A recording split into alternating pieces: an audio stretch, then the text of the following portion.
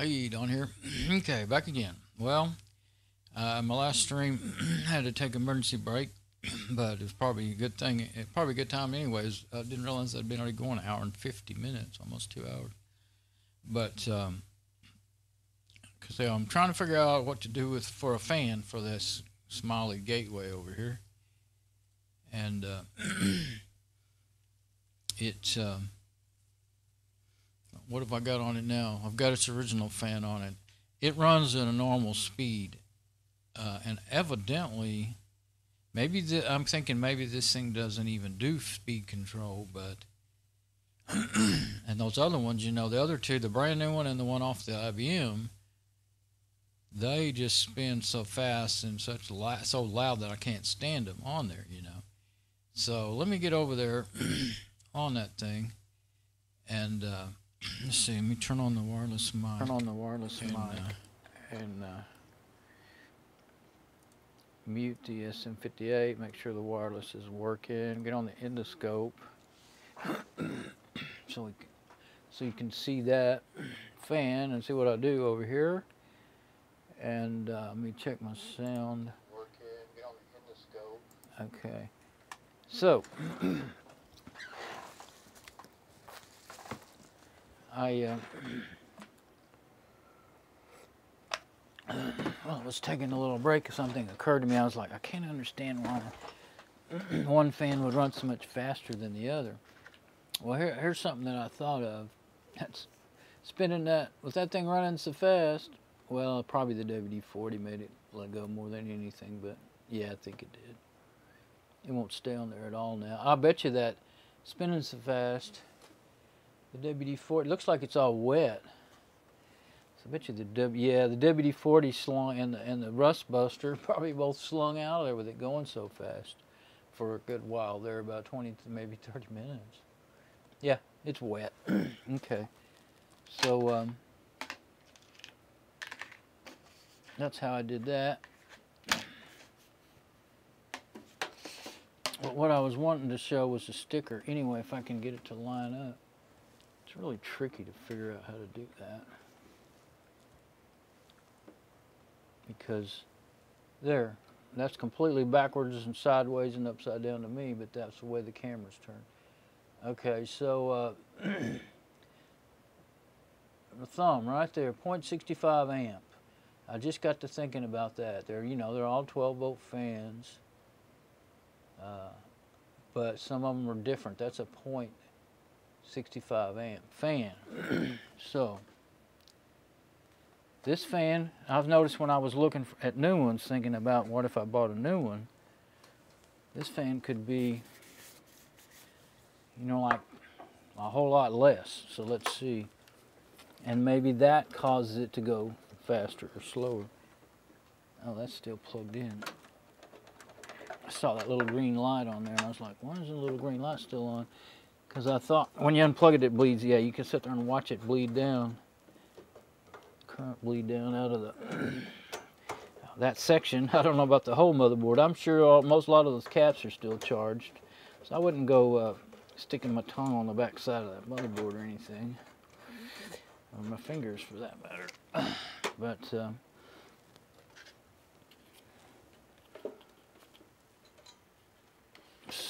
yeah, that way I might help reduce the chances of losing screws up in the case. I might get me a procedure down here. I do this enough times.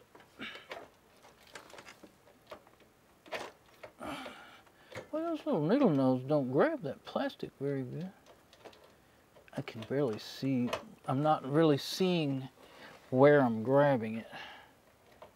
I'm just grabbing at it. There we go. Probably didn't have it in a good place.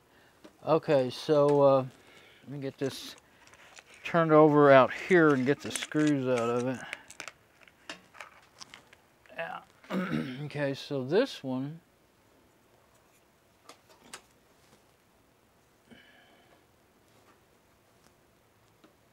which way makes it right side up on the screen? There we go, like that.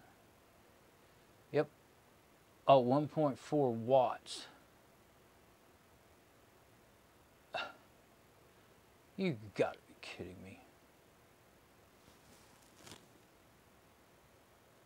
It says a -1A, so that would make me think it was 1 amp, but I think the other day I went and looked that up on Google, but I'll just have to do it again.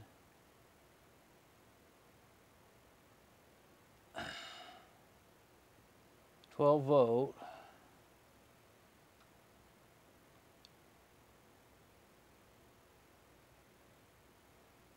And of course I can't, it's hard to stay in the light there. I mean in the, hard to stay in the frame. Is that crazy? All your other cameras, you know which way is up and down and left and right, but not with that endoscope camera.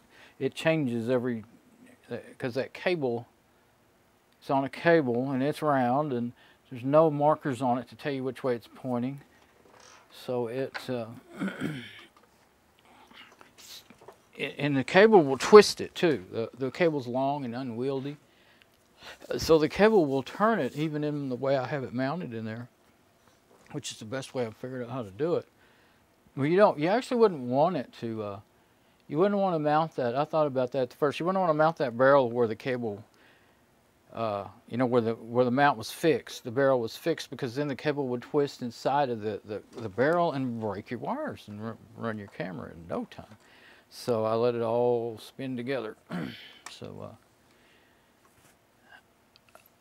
let's go to my desktop here and fancy and switch to the SM58 because I'm here, might as well.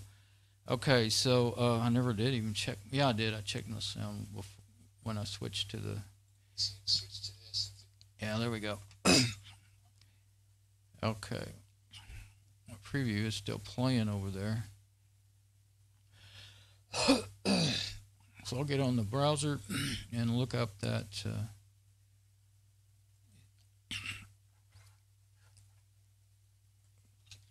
1.14 watts. 1.14 watts. Okay.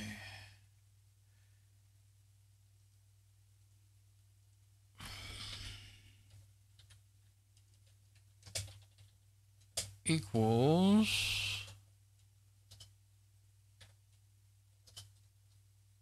where'd my equals go? There it is.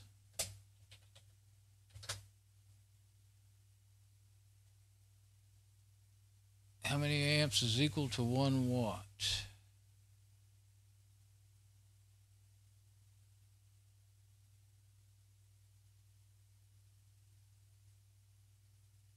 Well, usually it gives you the exact answer.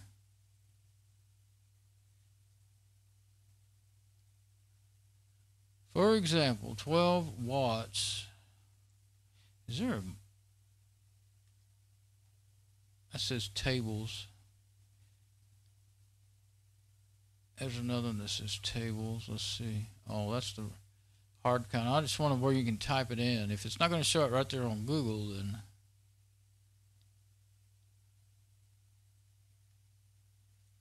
Let's just try amp. Maybe that'll do it. No, that didn't make it any better.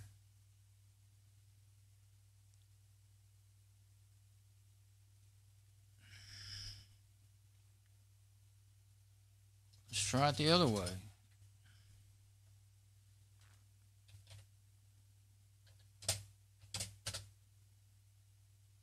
Still didn't work.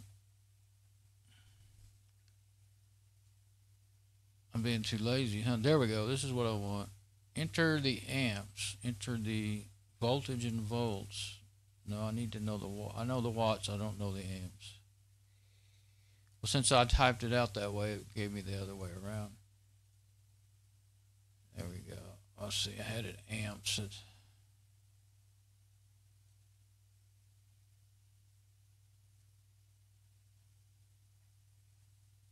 There's my original.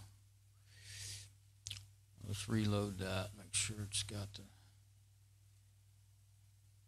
rapid tables. Yeah, but that's DC, AC. Well, that's pretty good. I have a folder for electrical, electronics. That's good. So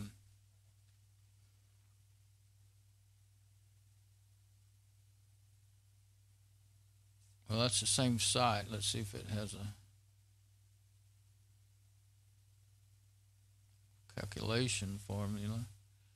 I still need to go. Surely you can go watts to amps. I see these wizards do it all the time in their head on YouTube. Go power.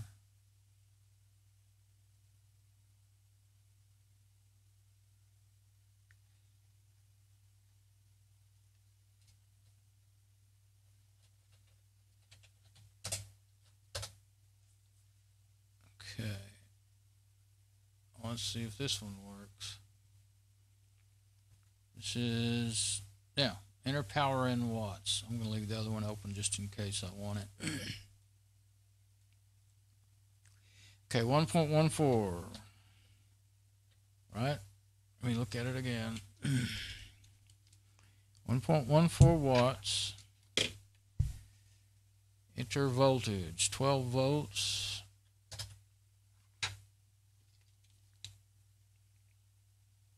DC. Calculate. Oh, you can click a button that says swap. I didn't notice that. Okay, so it's 1.0363. Okay. So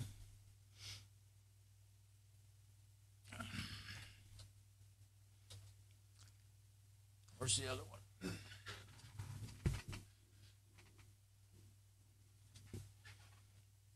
This other one is lower, 0.65 amp. Yeah, that's closer to a half of an amp. So I'm going to guess that's the thing, wouldn't you? So if I have, I'm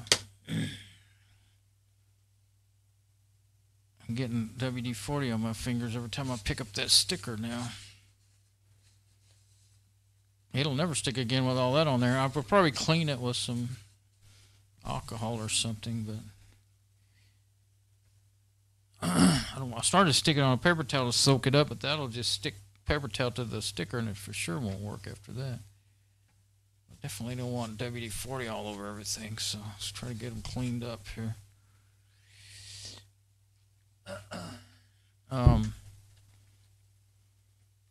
All right, so 1.14 watts.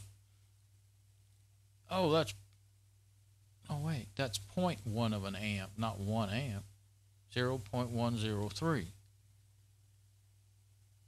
Oh, I'm in 11 volts. How did I do that? 0.095 amps. Okay. You got to yell at the screen louder for me to hear you. 0.095 amps. So this other one is 0.65 amps. So yeah, the other one's a whole lot heftier of a fan. Still don't, I don't know. I mean, I really don't understand how that would. I'm sure it could, and you change the speed that it would run at, but I don't understand how that works. It's not something I've ever learned.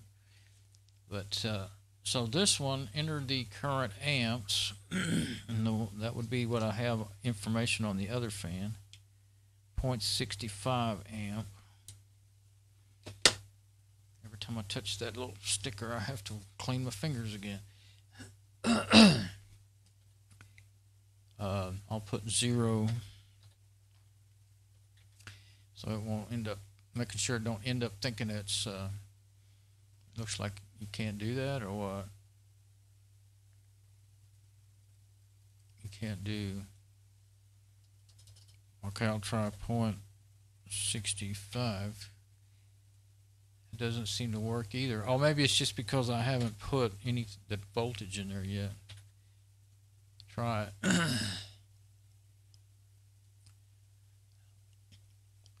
Okay. There you go. I don't know why. Maybe the red circle, red square around it means it lets you know it's less than 1, I guess, because it's not negative. Okay, so 0.65 DC, 0.65 amp at 12 volts. Power results in watts is 7.8. That sure does seem high, doesn't it? I mean, a light bulb, a 7.8 watt light, like 15-watt light bulb. You know, that's a dim light, you know, night light or something like that. Well, I think some night lights are around 7.5 amps or something. I mean, watts.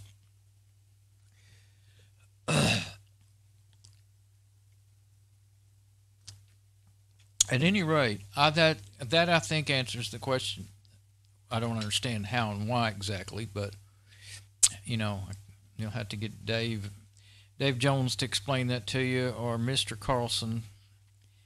Go to Mr. Carlson's lab. I bet he could explain it. Those are two good electronics guys I watch on the internet. Mr. Carlson is really smart. I mean, so is Dave, but Dave shows you what he's doing, and Mr. Carlson tells you about it, and then cuts out all the good bits of what, you know, actually doing it, and just tells you, I'm going to do this, I'm going to do that, and he really explains it till the part you're kind of tired of listening, but he really, if you listen, you learn. But Dave, I learn by doing. I always have. So if I'm watching somebody do it, and I'm really paying attention, it's almost the same as if I was doing it, you know, almost. But Mr. Carlson, I lose him. I start drifting off thinking about other things, listening to him to explain it all. So if he would just show and tell a lot more, you know, show his work. He seems to think the work is the boring part, and probably to him it is. But to me, there's so much that he's doing, he's cutting out, that I'm kind of trying to figure out, how did he do that exactly? You know, because if you're teaching people something they don't know, then they don't know what they don't know. So, yeah, be long and boring like me and explain every little detail and every little thing that comes into your head, and get off on sidetracks, and then everybody will like that. All right, so I'm trying to review this in my head here. Okay, so I have 0.65 amps. Make sure I did it right. That is 7.8 watts, and that's a lot higher than I thought it would be. So 0.14 watts is 0.095 amps. So that's a lot lower watts but higher amps. And then a whole lot lower watts but higher amps. Okay. Generally, the higher the amperage, the more power you have, like in an electric motor. I mean, that if you don't have a horsepower rating, but you know the amps, then you'll know, you know, 0.095 amp electric motor. That's what these are. These fans, electric motors, this brushless electric motors. So this one, 1.14 watts, is almost an amp, close to an amp. 0.90. No, it's not. It's 0.095. Okay.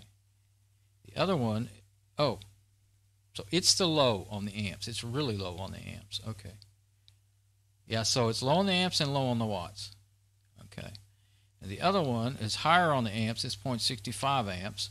And mostly what I pay attention to is what can it handle. You know, when I look at the amps, I'm thinking of, with a fan or something like that, what can it handle? What would burn it up, you know? But you also, with a fan, you want to know how powerful is the fan, just like a drill or anything else, or a table saw or whatever. Like my table saw is a 13 amp motor, and that's good enough. It's not the most powerful, but it is good enough to cut through hard white oak, 3/4 inch white oak, as long as you take it easy and rip 10-foot boards and over, you know. Well, maybe three of them, and then you better rest it, I guess. But anyway, it's one of those Ryobi table saws. But funny enough, the old DeWalt table saws are more like 10, 11 amps, but they got those huge motors that you can run them all day, every day, from years, you know. So the amps aren't everything. They're not all in all indicators of power. Their amps are really how much they draw, from what I understand. They do tell you, like, if something's rated at 1 amp, especially like a power supply or something, like say a power supply is rated at 1 amp, and you try to run something that gets over that, you're going to probably burn up your power supply trying to work it too hard. Or if you give too many amps, if you try to make, say, an electric motor run so hard that it tries to pull more than 0.65 amps, it'll burn it up, or 0.095 amps. So you need to pay attention to that when you're replacing parts. Is the main thing, that everybody does. But I don't know. I'm sure you could look it up and figure out, okay, how fast would a fan, at this amp and this watt go? Well, I mean, probably could just start with the watts or the amps, but I think there might be a little more to it than just that. At how fast? Well, the blade, the blade pitch would matter, how fast it would go and all that. But anyway, a whole lot. But they look very similar when you look at them. But anyway, so the one that goes the right speed on this machine is 0.095 amp, or 1.14 watts. And the one that goes crazy fast, it's like it's going to take off and fly, is 0.65 amps. So I'm sure that's the difference. And that other brand new one, where is it? It's over there in the box. I have to go get it. I'm going to get it and see, compare it to, I have to get up to go get it. So let me just get it right quick.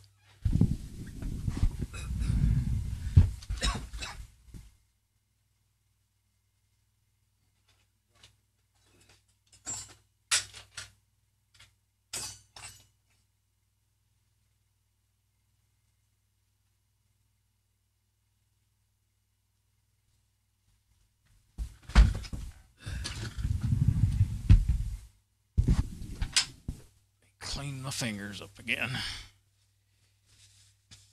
Okay, so at least I did figure out there is a major difference in those fans, and so I mean, it's got to be how come let's see about this one, 0.45 amps.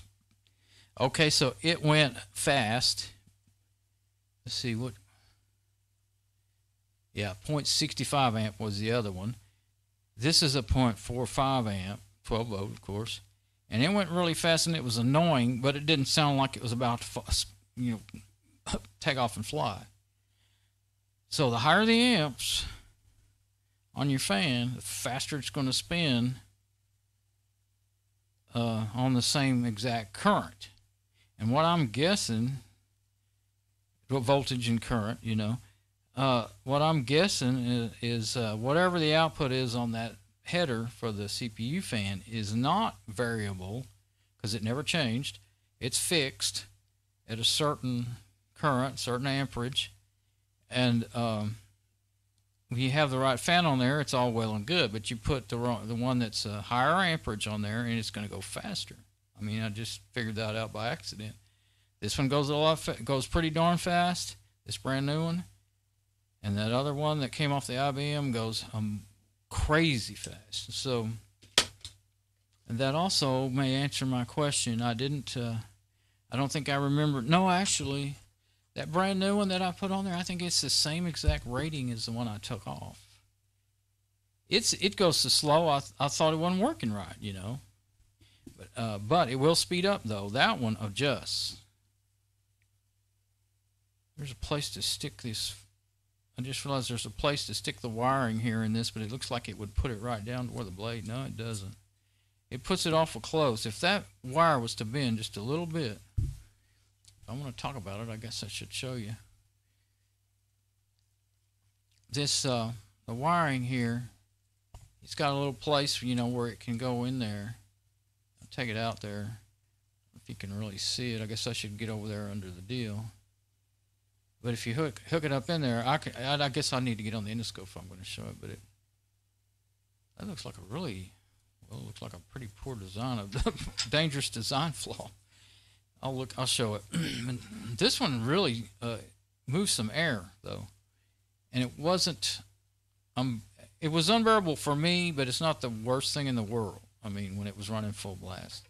But I don't want to run one I don't think it'd be good to run one that fast. I mean, if you were running on a server and it never slowed down for a few months, much less several couple of 3 years, it's bound to wear it out, you know. So, and I did think, I don't know though. I was thinking if I plugged one of these, any of these into the other fan header, the one for the rear fan, maybe it's well, maybe it's regulated, I thought, but heck, if anything would be regulated on these things, it's usually the CPU fan.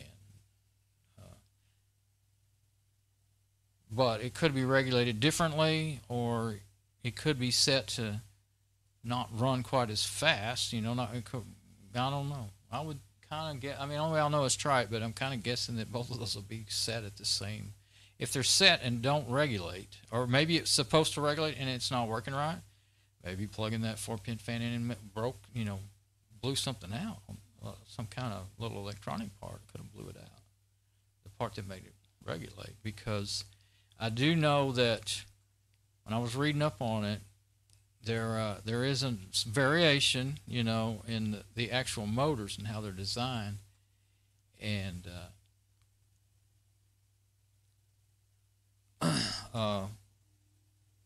there's still, you know, I got enough information and I felt pretty satisfied that it was okay to plug it in, but there still could be that chance that not on every brand of every machine, you know.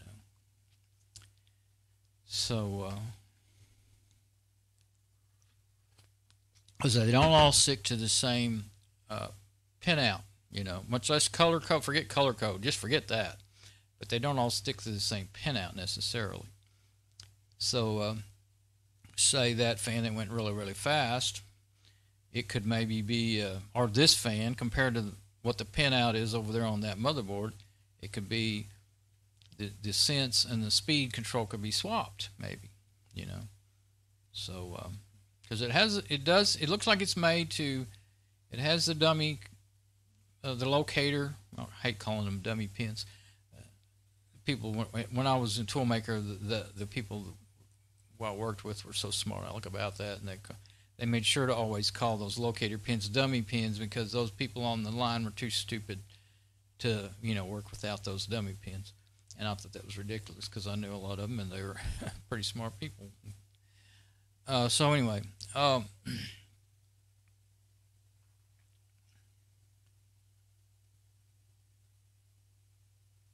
putting this on the other pin header would find out something about it for sure.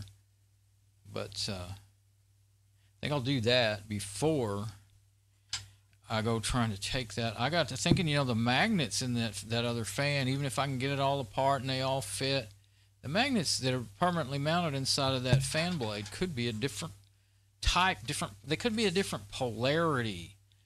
In you know, there's different. I've seen people show how those fans are, and as you spin them around, you know, they're like a plus minus, you know, or maybe there's more, like 6 of them in there, or some different switches in polarity in there. And maybe it's different and it would not work at all, you know, work right at all. Might fight itself or something. I mean, so we'll see. Okay, so let me get on the endoscope. Let's get on the endoscope. So I can get back over there. Switch. What am I on? I'm on this in 58. I'm on this in 58. Okay, now let's both of them. Okay, now we're on the wireless mic. Am I playing my preview? No, let's get the preview going again over there. Okay. So, yeah, I had kind of thought, well, if I was going to leave one running that fast, the new one would be the one I'd want to do, but I don't think I want to even do that. Okay, so put it back in the box for now. And should be able to get over here and use the touchpad to check the sound. Okay. Now, this time I think I might, let's see. Well, I know that the one that came off of it does this right speed. It's the others that I don't know about. So I think I'll try. Yeah, okay. Try plug it in the, I'm gonna wipe this, try to wipe some of this extra WD-40 off of here. Yeah, I think I broke it in. That was the 500-mile break-in period right there. Okay, so if what I'm thinking is this one, I can probably plug it in and hold it. And we'll see. Yeah, this one I can see it to plug it in. I could put a screw in it. Let's see. Yeah, I think I can just hold it like that. Oh, first you got to plug it in.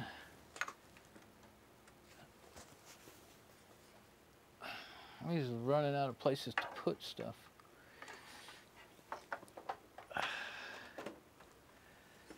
Okay, we don't want to put our fingers anywhere near the blaze. Nope, same thing. I don't know if there's any way for me to get a hold of it. Problem is oh, here we go.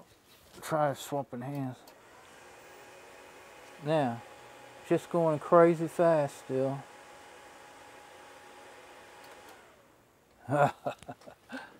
So yeah, both of those fan headers, I'm going to run those fans at full blast. So unless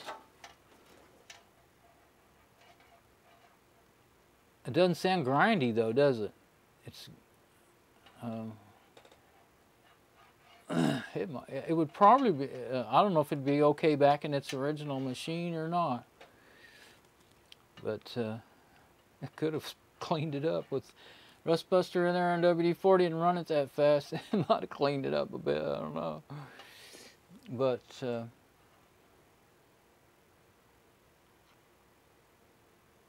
now see that other fan that I put in there that's a 4-pin fan, I kind of wonder now if it might not really be running the right speed. I'm really wondering that now. I mean, like I thought it seemed like it's running really, really slow. I'm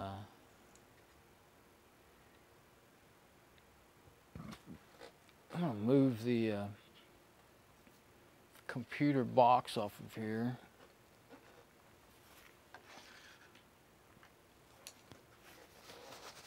Let's see. Even if I switch back to the regular camera, you won't be able to see. You won't get to see me take it down, but I bet you won't care. So I'm just going to unplug everything, try not to keep dropping. And I had that all in there. Let's see. Got this Ethernet here because I thought I might use it. And I haven't got anywhere near doing that yet. Okay. Now,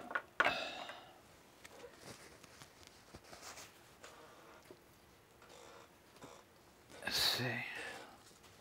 I guess I better stand up. I'll hurt myself picking this up sitting in a chair. I think I'll put the lid back on it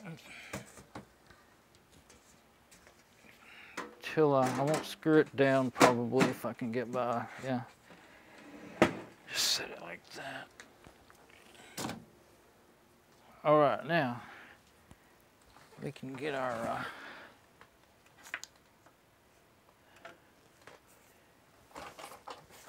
stuff.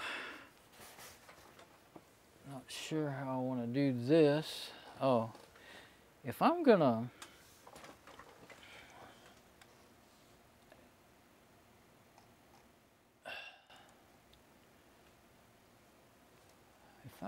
did I ever zoom in that? camera too. Yeah, already. Okay, so if I'm gonna really try to take these fans apart, I need to be over here where I can see my preview on my monitor.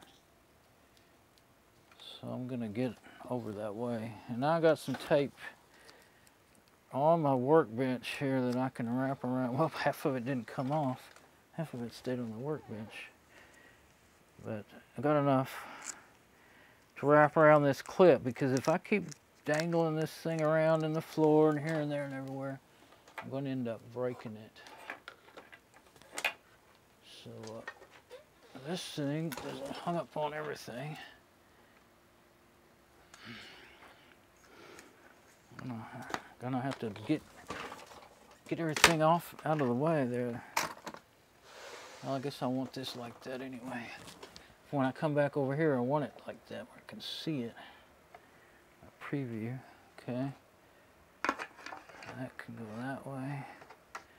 I'll have to grab this and put it somewhere else temporarily. Put it up there where I keep it, I guess.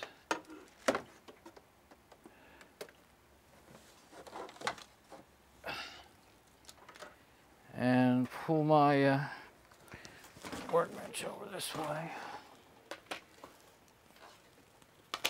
Just have to redo everything.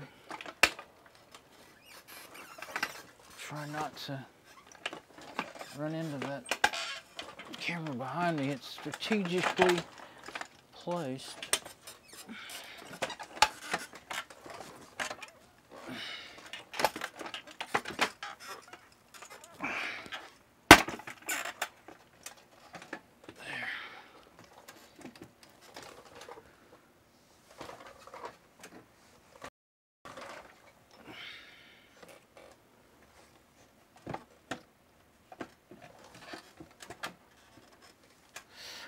Okay, now I'm in front of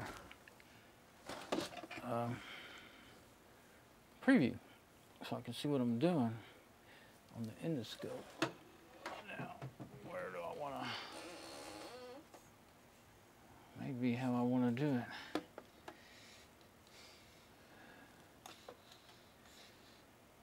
Can only do it a certain way. Okay, the old one's the one I want to mess with first. These screws, I think I'll put them in this little screw box, film container. That's what that is. It's a film for 35 millimeter film. We used to always save those. They're very handy. Now that sometimes very helpful, and sometimes it might not be. In this case, it probably doesn't matter. But now I got to get. There we go, endoscope. I want to try to move this around so that it's aiming at the. Get it down a little closer. I've got it all the way down on there, so.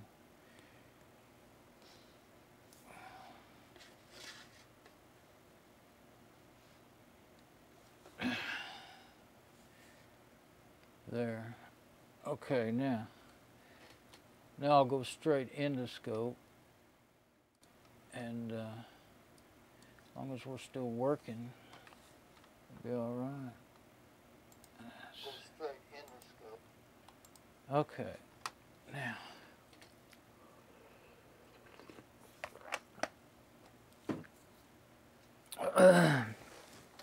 Getting a little knife. Where is it?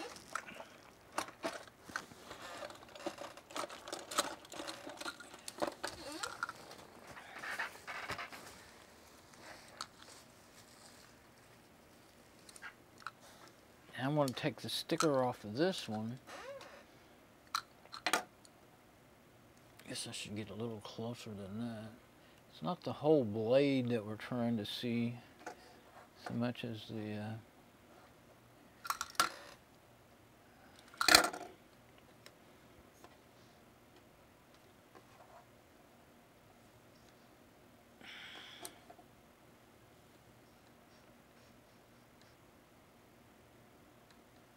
to a certain extent, I want to, you know, not be looking off the table and stuff, but to another extent, all that really matters is me being able to get to this and see what I'm doing.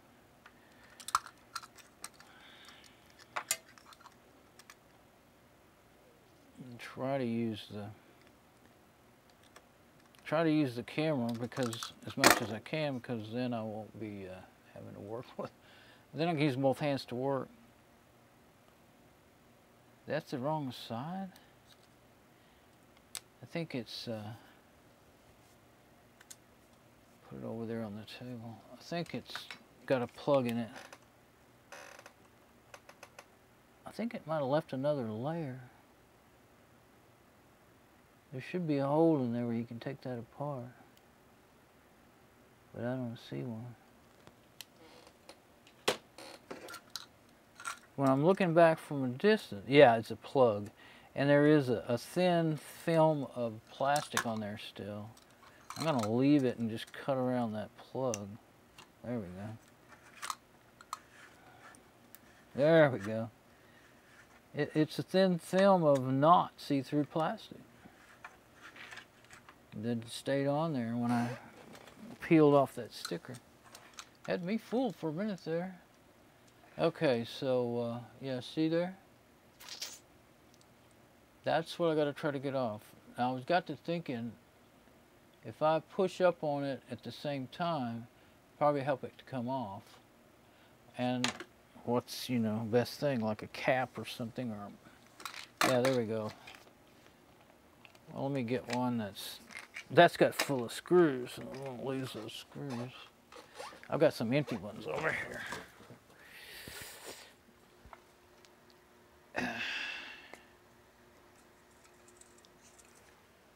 Either one of these might do.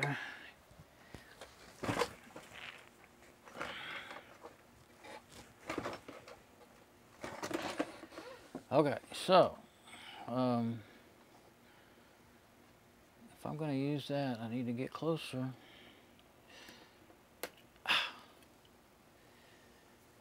Better get that off. It's kind of wrapped around the monitor and my other camera. And fixing it. I think it looks like I'm on my way to a disaster.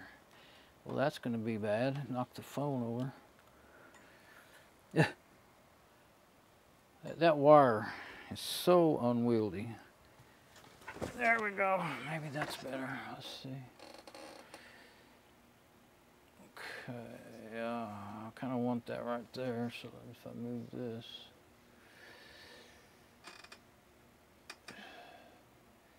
Yeah, now I can actually see the crack in it.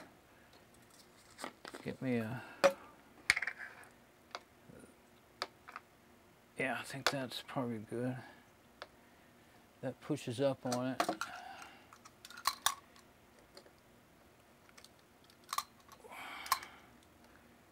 Probably need a... I don't know if I need a little short. That's too long. I think these little bitty ones, these computer screwdrivers may actually be the ones to use at this point.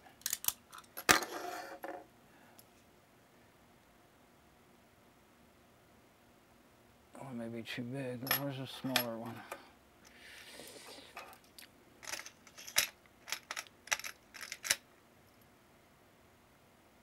It just really, oh, I see.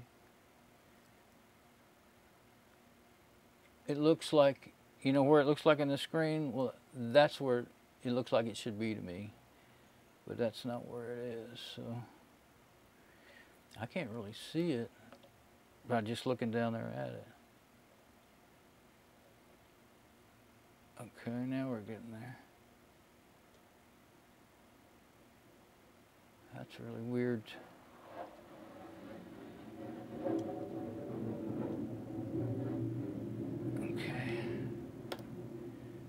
Okay, now that's got it kind of separated. Now I need to get another one and try to lift up on it. Why did you go dark on me? Just because my fingers got in the way?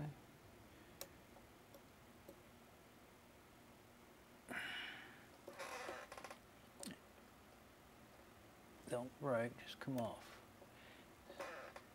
See how fragile those things are?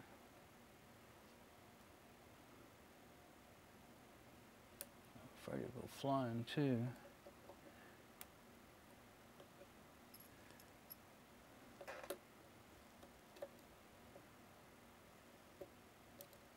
There, got it. Went somewhere, but I got it. Oh, we got all kinds of neat looking stuff in there. See where it went. I hope it didn't go off and into the floor. Thought it was going to just stop right there. Oh, here it is. It's way over here. It's on my workbench at least. Work table or whatever this is. So I'll put it up in there. Now, look at there. I never seen one of those in there. Almost looks like another keeper. It looks like a seal. It looks like a O-ring. Let's get our little screwdriver and see if we can. Yeah, it is an O-ring. It's a rubber O-ring. It's very well lubricated. And I don't remember, did I lubricate? This is the old fan. Did I lubricate this thing?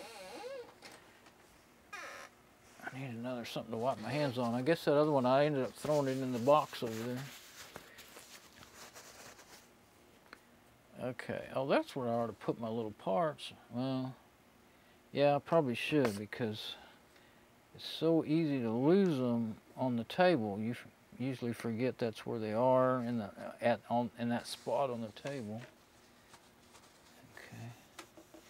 Sticker is stuck to the table. It'll be all right. Okay. Now. All right. Okay, see that? It's either a brass, that steel shaft, and either a brass or a copper bushing. And yeah, I think it's going to go right on out. Should. Magnets are the only thing holding it. It's why it's springing back. As soon as you get it past the, it's got one of those keepers. So that's to keep whatever lubricant you have in there, I would guess.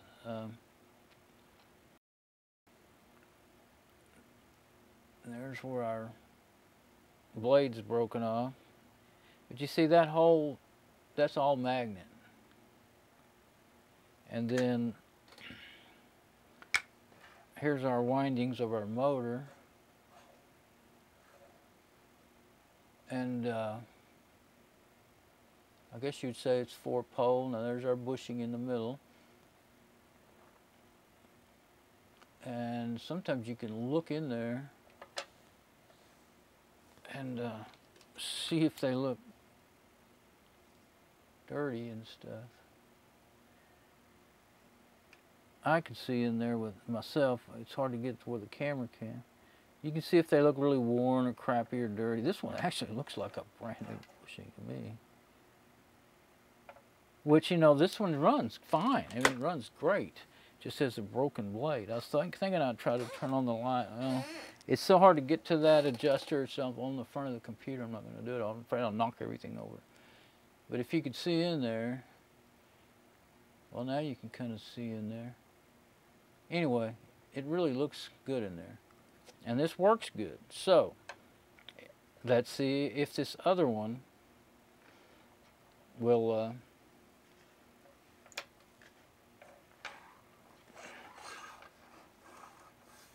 come off, and if I can use it.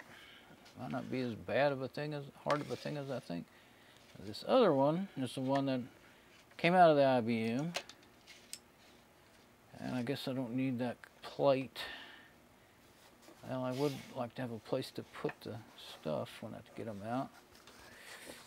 Okay, and before I take it out, let's see if there's a visible difference. So they're both 70mm fans. The blades actually seem to match up with each other. The center caps seem to match up. So I'm gonna take it out and see. Let's just try it. Got a little procedure going here, so.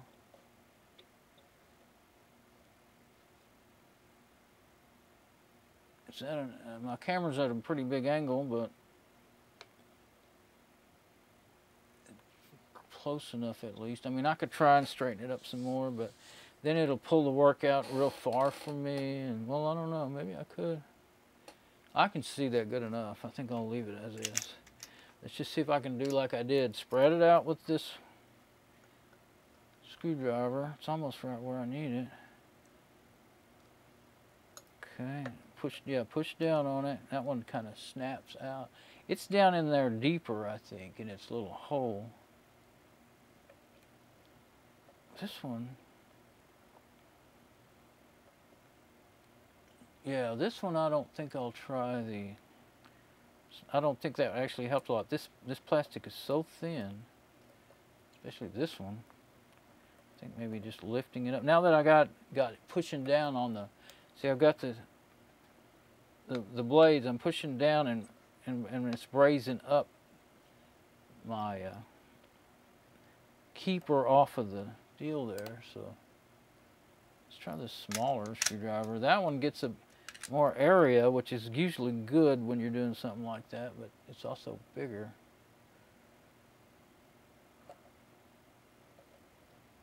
Okay, it's going to take two of them.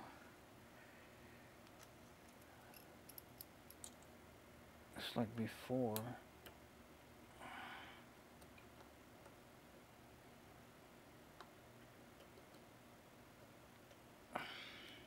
See, I can't even see which way I have the blade of the screwdriver turned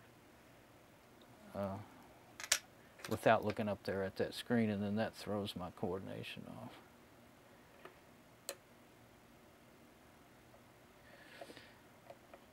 Plus, I'm trying to keep downward pressure all at the same time.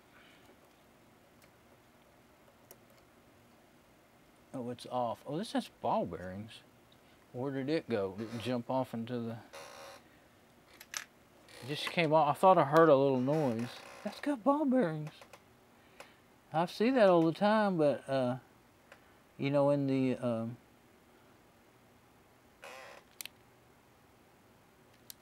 advertisements for the new fans, and on the one case you might expect those to last longer. I may have lost its keeper. Well, they probably, I bet you they're going to end up having a different diameter though. But it's got ball bearings.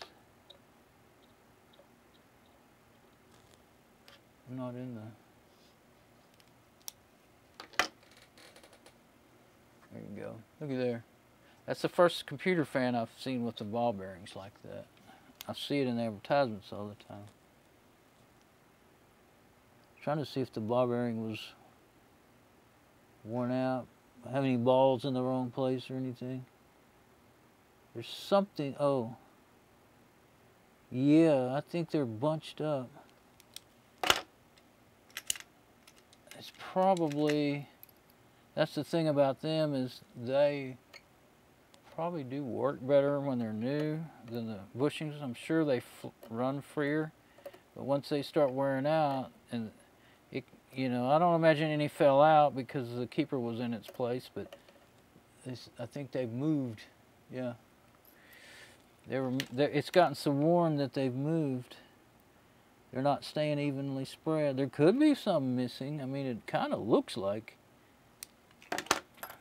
Possible there's two missing, but I don't think so, because I guess they just spread them out a lot. Well, see, I'm able to move them around.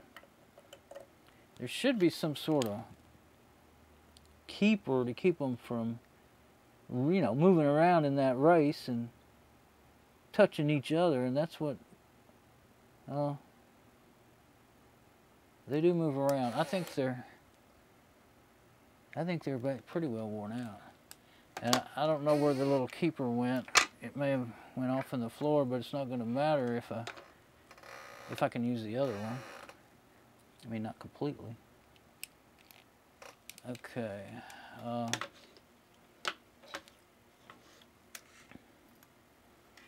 So all I need to do then is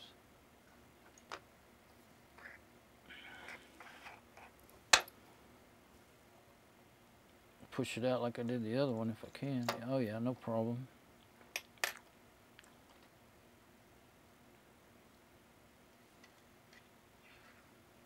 Does it have ball bearings on both sides? Yep, sure does. They got grease in them. This one still has grease in it. So they need to be packed with whatever kind of grease that is. Now for the little low-powered electric motor, I would be a bit careful about what I put in there. Oh, those windings are so different than that other motor. Big and... I don't know if we can show them side by side or not in this camera view. Or we'll just do like this. Okay, there's the newer one, I'd say, the one with the broken blades. Look at that one. They're all wound looser, bigger around, but they have ball bearings.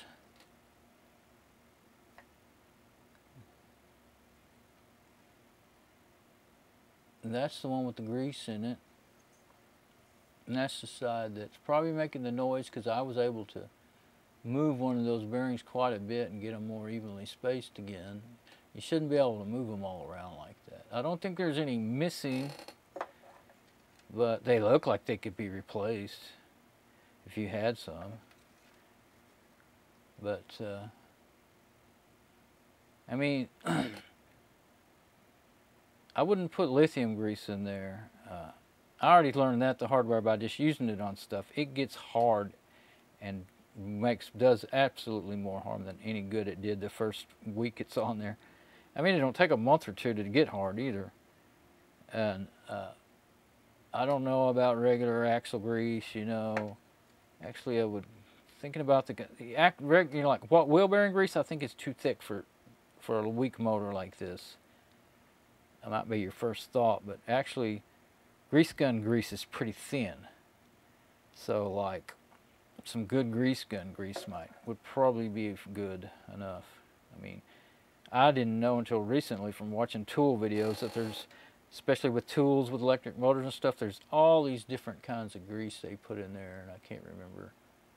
I just saw one today where he said, don't put lithium in this one. It was the electric chainsaw there he was talking about. But he was saying what kind of grease it was, and I guess he knows what he's talking about. I've seen several of his videos. But anyway, he sounds like anyway, he's crazy, kind of a crazy guy the way he talks, but he talks about some things that I know he knows what he's talking about because I know. Then he talks about like what grease is made of and plastic is made of, different types, and I mean he could be making it up for all I know. It sounds like he knows. That's the problem with people like that, isn't it? Or a problem with listening to things you don't know enough to know whether they're right or wrong. Anyway, that's not what we're here for, is it? What we're here for is this little booger right here.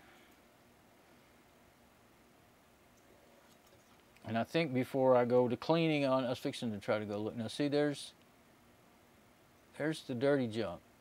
You can see it. Yeah, see that? And if you can feel, there's a spring in there. I'll be darned. Huh. Look at that spring. I don't know if that's necessary with, there wasn't a spring in the other one. It had a seal in there. I don't know. I don't know if I should leave it in there or not, so I'm wondering. This one, well, this one doesn't have ball bearing. Oh, this one has, see, the other one had seals, so I do want the seal. But see, this other one has the O-ring, so if I put it in there, and no, I may have to just use the, they look about the same size. Let's just give it a little wipe with the paper towel. It could be just a little grease that's on there. Oh, the spring came off. Well, let's leave it off for now. I got a feeling I won't be able to use it, even if I think it's neat.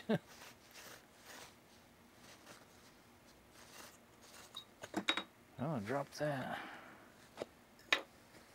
Okay, now,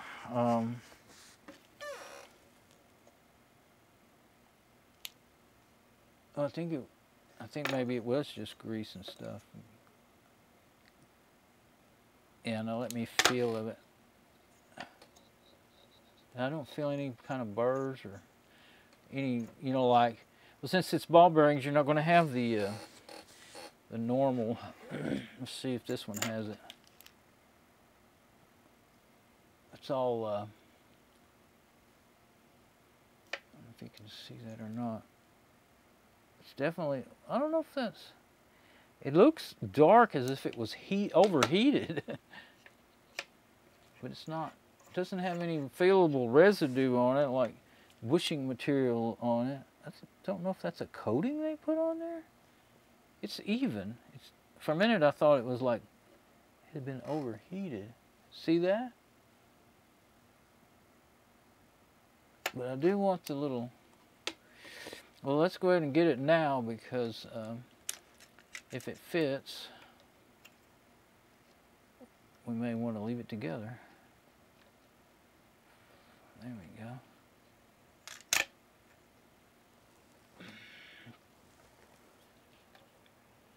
Now let's just leave one fan's parts on one side and others on the other until we're done. There we go. Now, it's so crazy to try to get back under that thing again, because it's leaning at an angle. There, that went on. Well, it didn't feel like the wrong size or anything. Let's try to straighten that so. There.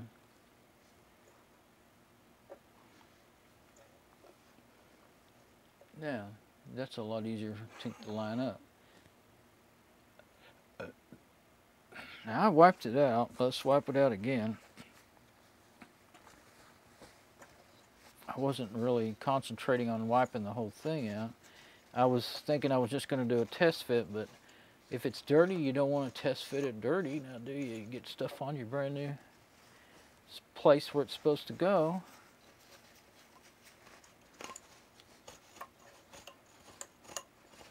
And since I already sprayed it with Rust Buster and WD-40, it's got plenty of cleaning agent in there.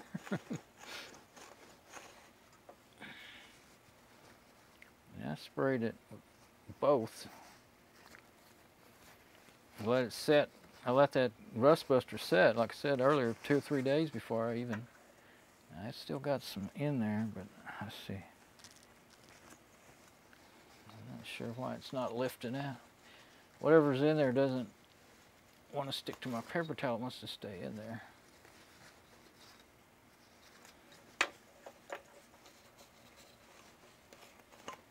If I blow it out, I'll have it in my face. That's what an air compressor is for, but I'm not out in the garage. There we go, I'm starting to get it, I think.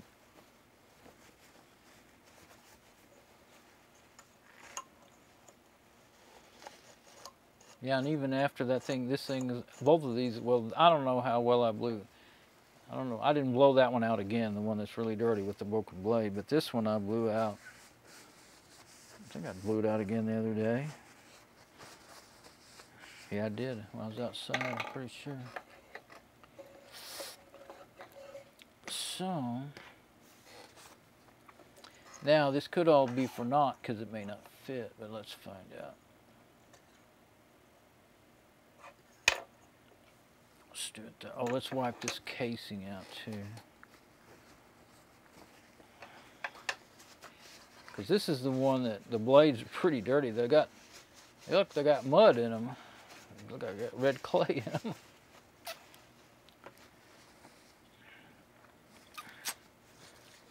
I think I will have to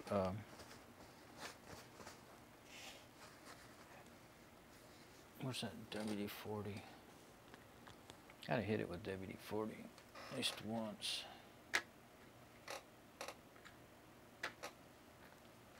Because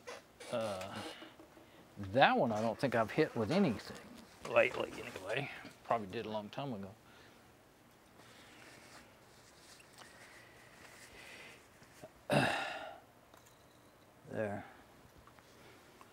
that's all it needs. I actually meant to have it setting in the one of these. Guess it doesn't matter as long as it doesn't. I didn't want it to get all over the table, then it'll be getting all over everything else.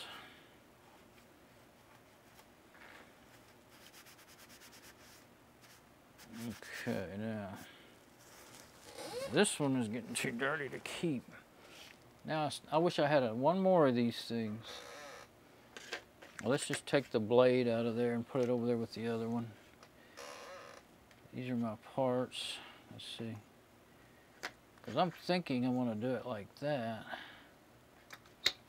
There. Yeah.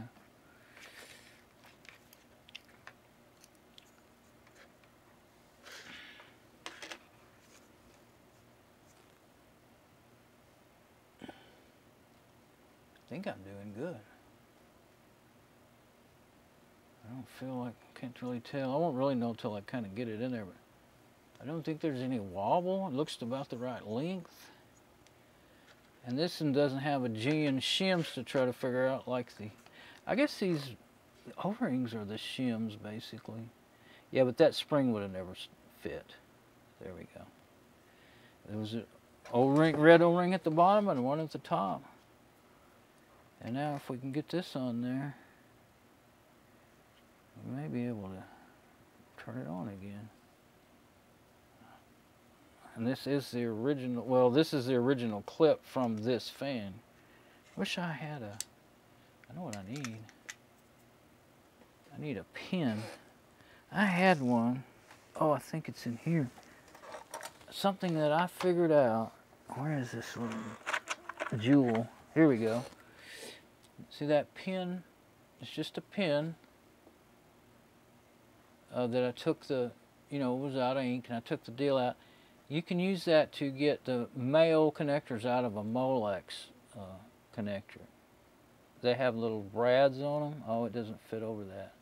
I thought I'd use it to press that down. I'd like to have something like that instead of trying to do it. Do I have another pin that might have a bigger opening on it? Well, let's just try it with a bigger screwdriver. Those other ones are too sharp. Oh, well, here we go.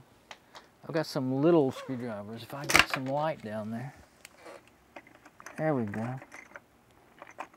I got some nice little screwdrivers that probably work if I use two of them at the same time.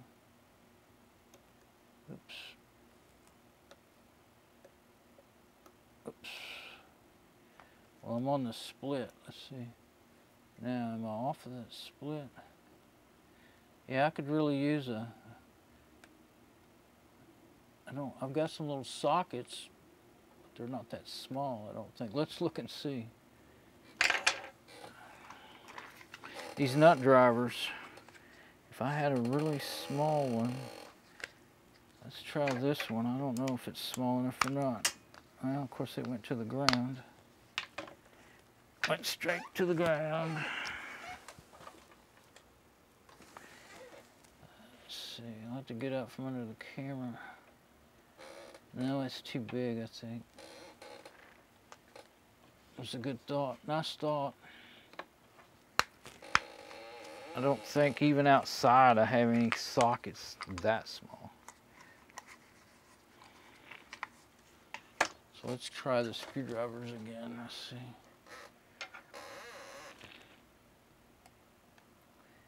It's hard to get even pressure with two separate screwdrivers and get in the right place because when you can't see nothing. Oops, did I get it? It's still too spread out. Oh, you didn't press down on it. Well, I don't think I need to. There we go. I don't actually really need to press down on it. I think this shaft might be just a little longer than the other one. Either that or it's exactly right. Okay, now let me look at it with the magnifying glass. I believe it did it.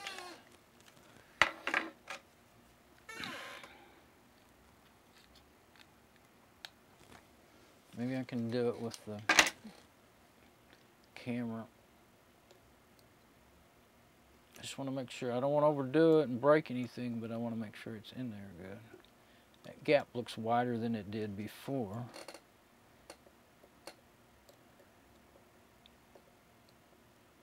But it could just be because I had it off and put it back on too. And it could be that the cutout in the shaft is bigger than the other one. That's true. Yeah, very well. I mean, it seems to be snapped on there. Let's see how it acts if I try to spin it.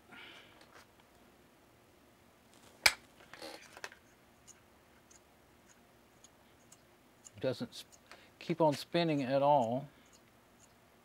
I don't know. I'll have to plug it in and see. That's all we can do.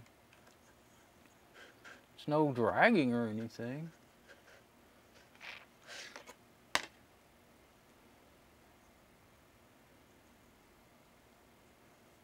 See, those things always spin with them. So you don't want something, if you did try to use a metal keeper, you don't want one that's sharp on the side on the inside, because it would just cut up that, in this case, that O-ring. I guess the O-ring is kind of what makes it ride. That's kind of good. I like that because the O-ring is flexible, you know. The other ones with the bunches of little thin shims, they seem really hard to get right. Okay, so now we got a box of parts. Let's go ahead and switch cameras while we get. See, now I got to move.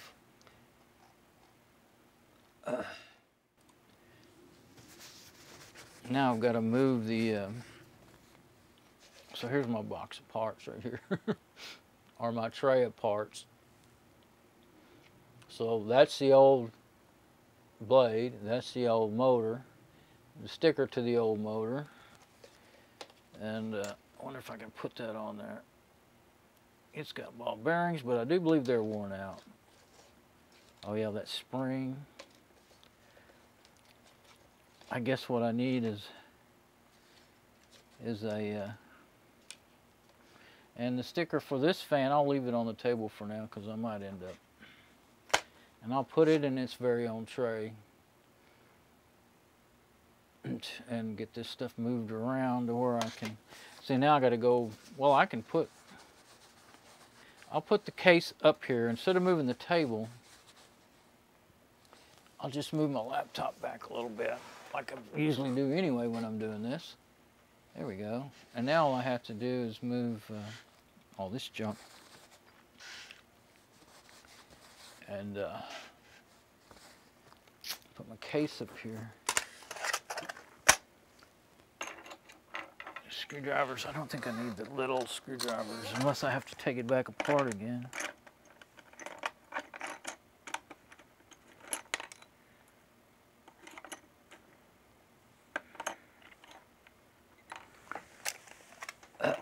Well, I actually did that part without, well, I do not know where the, yeah, I never did look for it. The other, could have ran it in my toolbox because the lid's open on it. It could have went any number of places. Let me get, yeah, before I roll around too much, let me see if I can find it here in the floor. A little bitty old white thing. Could be a little hard to find. Usually I worry about breaking them, not losing them, but I should have known that losing them is a very likely scenario. Oh! I guess I'll put these back where I got them.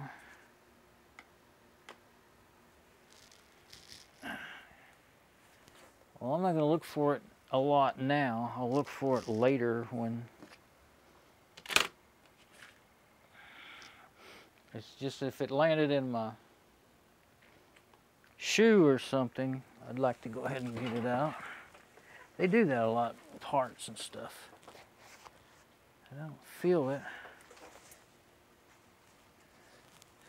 That's so small and able to stick to things that could be in my shoe, on my sock, in my toolbox. Well, let's get this machine and try to put it back. Actually, that's probably how I want to do that, so that I can, I'm trying to figure out where to put this fan. I guess I'll put it over here. I don't want to lose my last usable paper towel. Yeah, the other one's over here in the box. Leave it, I guess. Okay, what's the plan, Stan? Okay, now I know this is sticking out too far for what I'm fixing to do, so. And so is my cable. I think I can just get the machine and put it up there now.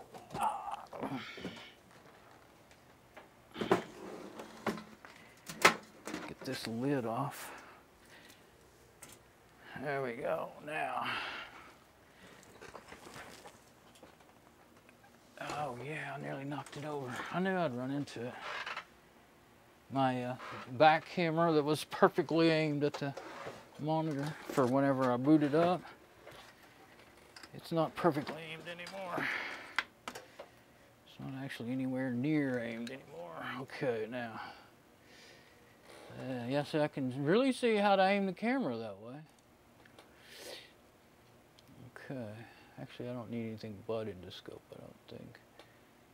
That's the wrong set of cameras anyway at this time. Well, I could aim it. That one there will aim down. I'll leave it. Let's do just endoscope. That way I can see how to aim it. Okay. There's where we want to put it.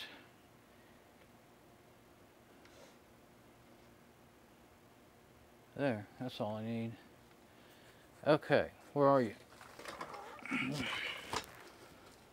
Where are you, and where are your screws?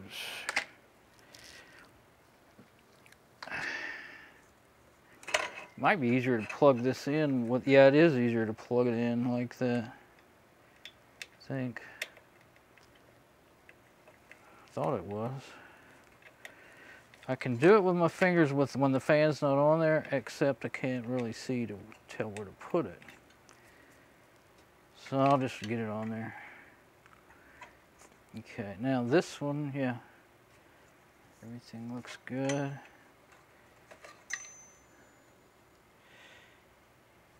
I was thinking if I aimed this camera down, let's see what it, oh, I don't have, nah, let's just use the endoscope. It's got a full picture of it.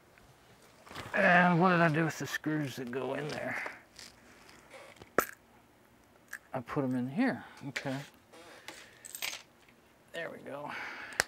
Oh yeah, and that little thing, I might put it back on here. Okay, so I need two things, big screwdriver and little screwdriver. Let's check our stream again.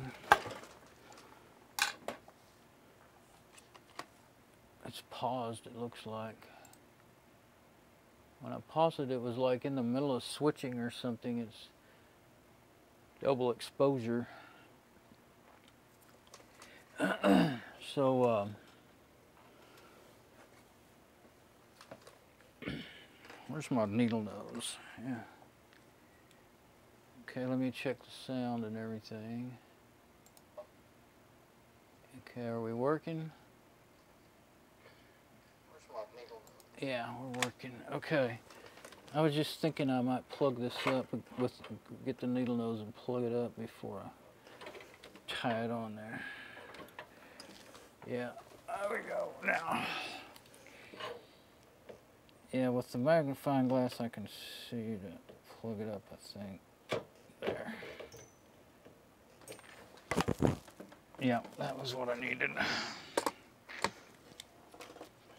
Okay. Now,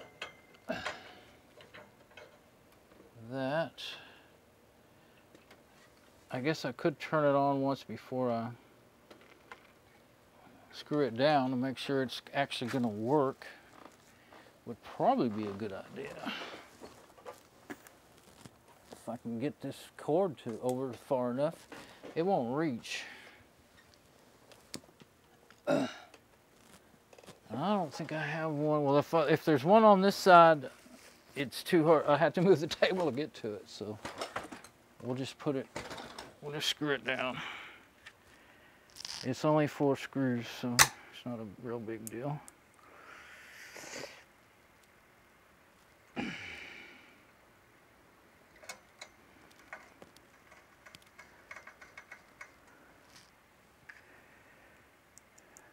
It sits right on there, this particular fan. Oh, this is the original case and the new blade. So it sits right on there really good. And the wire tells you which way it wants to go because it's kind of got a bend in it from where it was for years.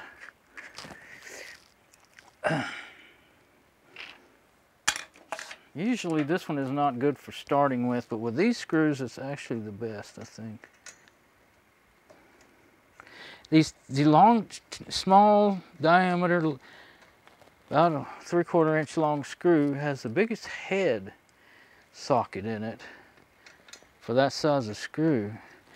It's like fits these are the size that you normally use for wood screws, you know, those black wood screws and stuff. Size of Phillips. That other one, it fits a lot of screws, especially computer. That's why it's in here. It fits from small to pretty good sized computer screws, but these, it just wants to spin in them. And I'm being very careful not to over tighten. Just the thumb and one finger, because this thing's got lots of torque to tighten with. Now the other thing I think I'll do, let's see, I had it figured out the other day, but I was dropping everything. Okay, there we go. Put this thing on backwards. And where does the... Okay, the threads are in this thing. Okay. So if I'm gonna put it on backwards, if I can do that, then well, I guess what I need to do is put the screw, if that's the case, then I'll put the screw through. This is how I dropped it before. I'm gonna do it again. It's really hard to get to. It's not that important. I'll put it back in the screw bin, and you know, I mean, it's not a big deal that it goes. I mean, if I ever did want to use it on this machine, perhaps I'd remember that I have it and put it on there, and if not, then oh well. I've really never wanted to lock a box, you know.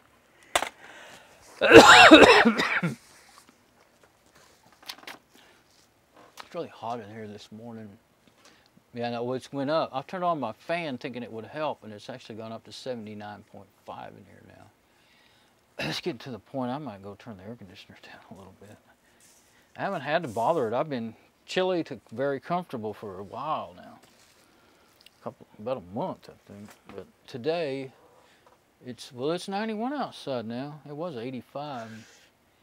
I figured that's why it was warm in here, because the air conditioner just wasn't running enough. Maybe it's gotten turned down or up, you know, the temperature turned up, and it's not doing as much. That's what I'm gonna guess now. Okay, so the parts. Okay, now I gotta roll this thing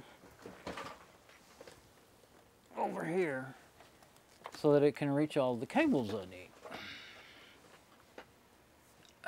Oh, and you can read the label on that, or I can switch cameras. Okay.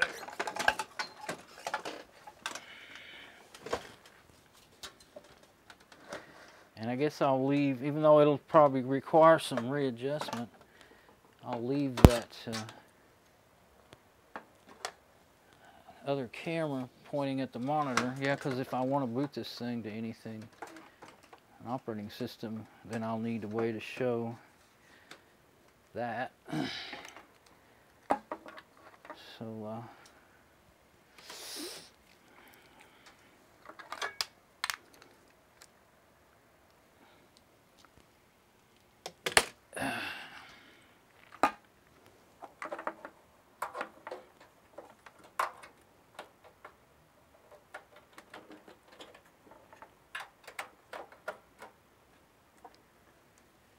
Okay, and one more time, I guess we'll put in the Ethernet in case we need it. Like all this fiddling around with the Ethernet cable, and then I won't ever even really want it. But you never know. For sure. Until you get to that point where you need it. That tape always makes these, even though it keeps them from getting broke, it also makes them want to stick down for some reason. It squeezes them down all the way, and then they just want to stay down. Okay.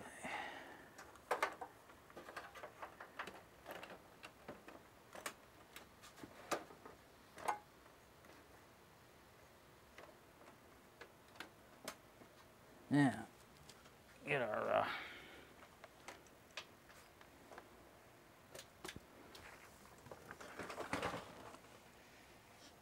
get our USB back online here. That's not so bad, actually. Well, I started to readjust that camera too, but let's just do that one and turn it on once and see what it does. May not need the monitor yet. Everything in good shape. Fingers off the start button until you're ready to use it on purpose. I had my finger up there on it, and I was sticking my finger dang near in the fan. I thought, hold on now. Hold on there. Yeah. Much fiddling around as I've done, I think everything deserves a little look over.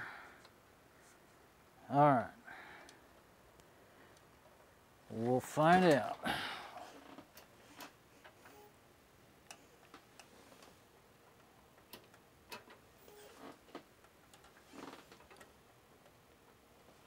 Doesn't want to start.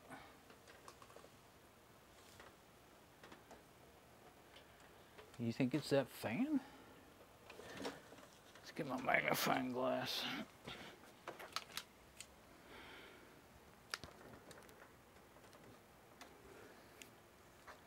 It's plugged in good. Turn it off, turn it back on. The lights were blinking, but it didn't start. Let's see, am I hitting the right button? Yeah. Huh.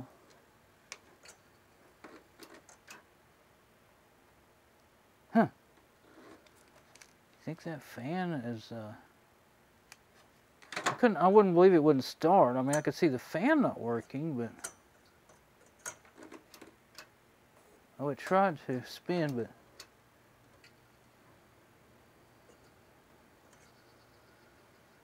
There.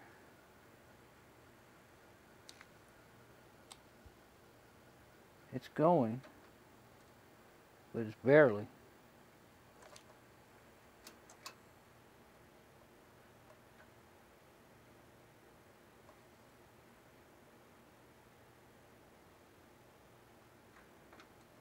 Okay, now I guess that's all. That little green light stays on all the time when it's plugged in. Okay. So yeah, I do remember noting now that it didn't seem to spin super freely, but I thought okay, there it goes, but it's moving really, really slow, and it keeps wanting to stop. I mean, I could spray some more WD-40 in it, but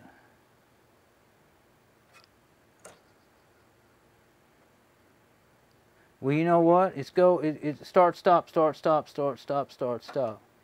It might be exactly what I wondered about.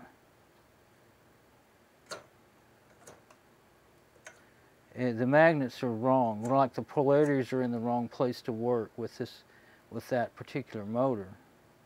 Because I've seen a lot of videos on how to build electric motors and stuff, and I think they have to be aligned.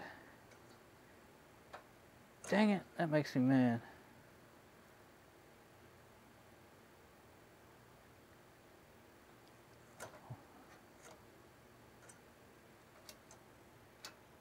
When you turn the power button on and off, there's a red light that goes up there.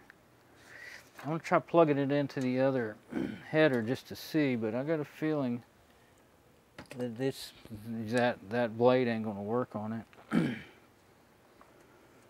So I just turned it off, but I didn't unplug it this time. I'll touch the case and stuff. I don't know if this is a short cable. It may not reach back there. It's just, if it does, it's just barely going to reach back there.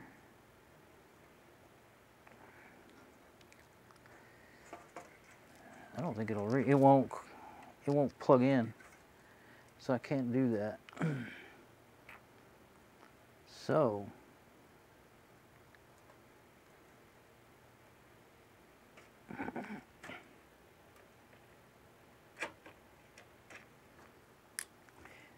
let's make sure I got it plugged in right. Yep.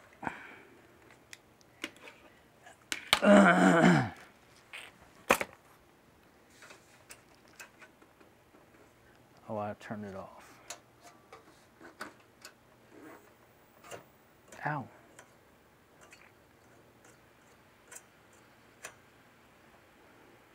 It ain't gonna work. It spins, slows down, spins, slows down, spins, slows down, then it stops. And it'll only do it if I give it a kickstart. So the yeah, these DC, I didn't know that until the other day when I was reading up. These DC fans, computer fans, they're actually pretty high tech. They have, I forgot, I saw videos and read stuff.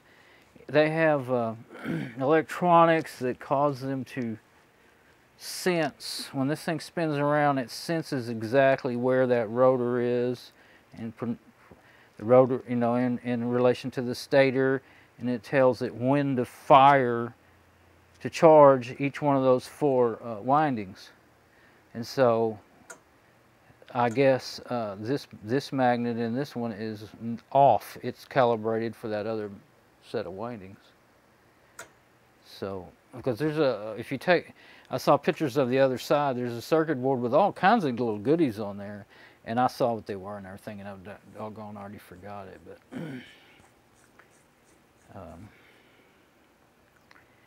might as well unplug that.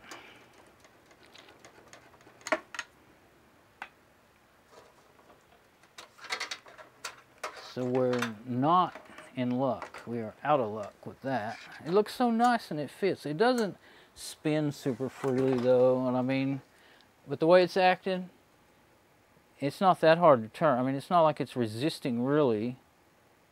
It's I don't think it, you know, I don't think lubricating it. Well, I did lubricate it before I put it together, didn't I? Yeah, so that wouldn't help it.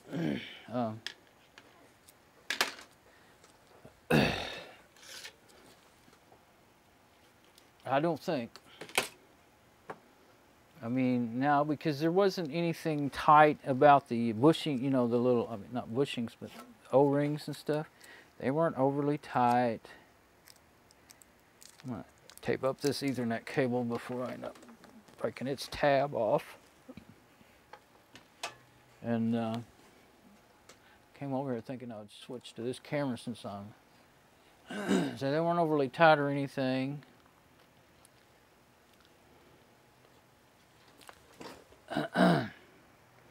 So, oh well, let's get it out of there, and then I can take that thing down.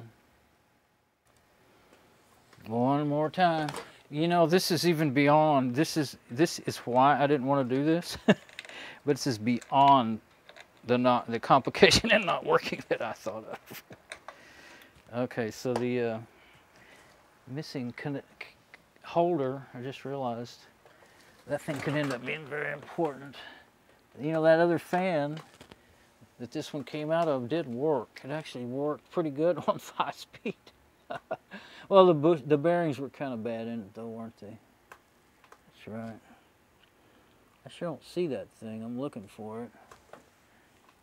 Okay, well, let's worry about that later then. So really, after inspecting those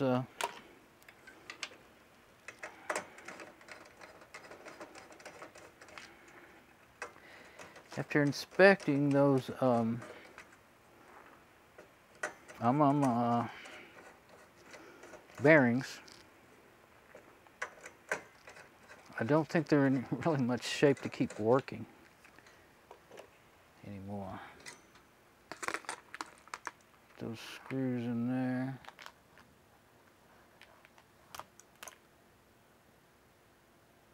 C3, not 4. Oh, there it is. There we go. Now,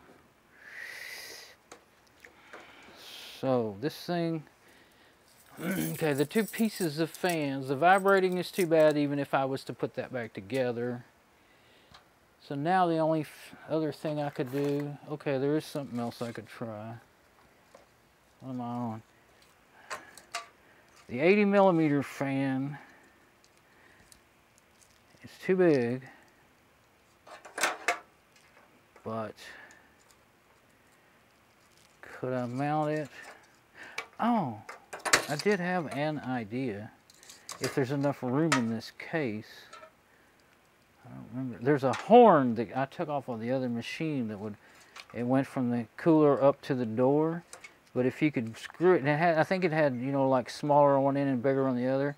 If you could screw it down to here and then screw an 80mm fan on up here, if it's not too long. I don't think it is. Just trying to think where I put it. And then use this one right here. First, let's plug it in. I've already unhooked everything. Let's plug it in to where the CPU goes and see if it runs 100 miles an hour. It may do that too. That's right. I don't have a sticker for this one, so I can't tell. But I'm just not going to plug all the cables back in. I'm just going to try to get I threw the power cable in the floor, thinking I'd be able to reach it, but it went the wrong direction. And then Ethernet went right up under my work table so that I could roll the wheels over it and try to break the clip even with it taped up. But I found it just in time. There we go now. Okay, now, how are we? We actually didn't make it go away from us.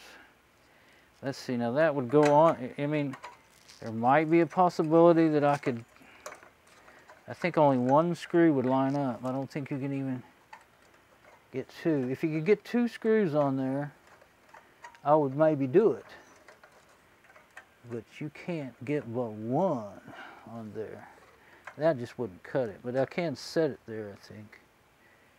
Let's see.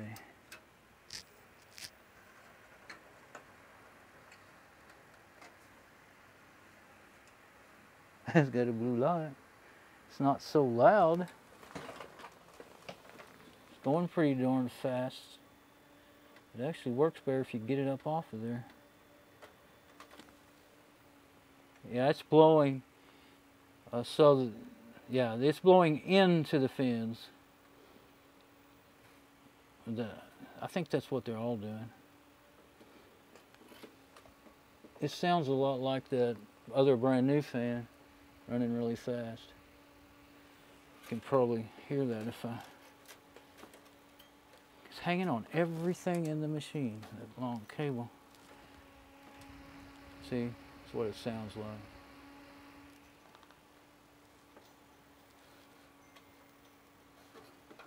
But yeah, there's no way to mount it directly on there.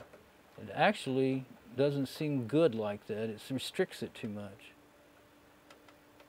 Now if that horn was, I don't know, that horn's probably touched the door or something. That's what it was designed for, actually. Well, let's see, how did it work? Oh, the fan went on the cooler, but I think it actually was an 80mm fan on that other one. The one that I tried to show in the door, through the door. And then it was for its old case, not the case it's in now. And then it went over, and the horn went up to a hole, you know, fence in the case. That feels good. I'm hot. What's 79.7? It's just almost, it's 80 degrees in here. And that actually feels good. That makes that thing move some air. That's pretty weird. So that board, motherboard, I don't think it varies the speed ever, I don't think. Well, it didn't have any settings in BIOS. It's just set to run at one speed, and you're supposed to have the right amperage of fan on it, right wattage, or whatever you want to set, whichever way you want to look at it. So, I've seen lots of people rig up computer fans to try to cool them off a little bit. You know, they'll put like, make a chiller out of them and stuff, but I've never seen one blow hard enough to do any good, but that one actually does like that. I guess I didn't know how much you could speed them up. Okay, so it's loud though. Oh yeah. If you're listening to it from that side, and that's the side we'd be hearing it from. Well, I could turn it either way. That's not any less aggravating. It may be a little quieter than the, could be a little quieter than the brand new one. I guess I can only tell by plugging it in. But that brand new one fits on here. If I was going to use one of those, then that's what I would do. Turn the power off at least. I don't think that really, see the light stays on though when you do that, so you're really not doing anything. No, it did go down. It went down. Okay, and I have that thing balanced over there in a good place to get it spilled. It's just not real good places to put this stuff. Where's that new one at? Now the new one, let me plug it back in and see how loud it is. Let's see. I was kind of worried with it being so loud and spinning so fast. I was worrying that there was something wrong.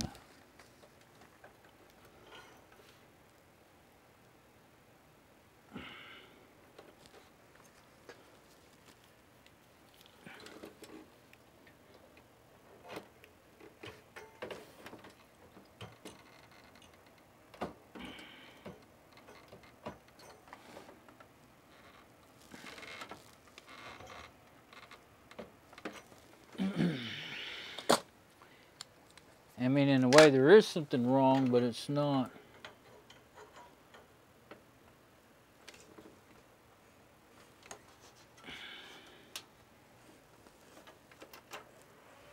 Oh yeah, that one's louder. That one sounds like an industrial fan.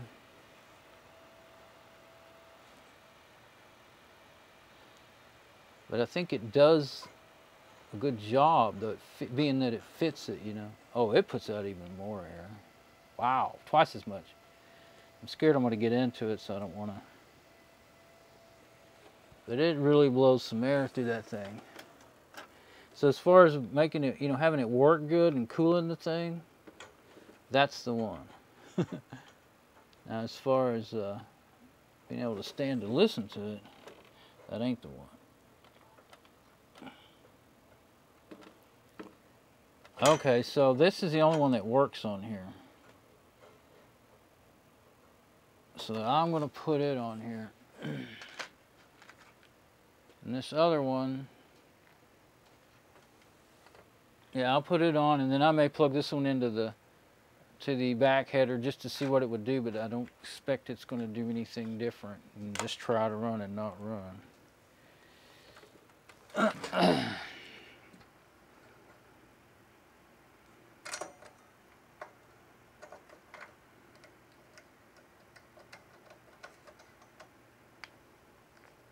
How many times have I had this thing on and off?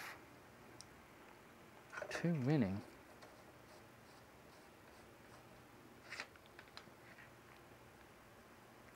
Well, that was a heck of a learning experience.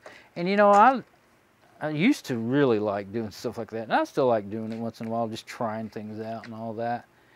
But the thing is I have so many other things to do. That stuff's fun to do when you're not pressed to get something else done, especially for someone else. So, and you think, oh, that won't take too long, and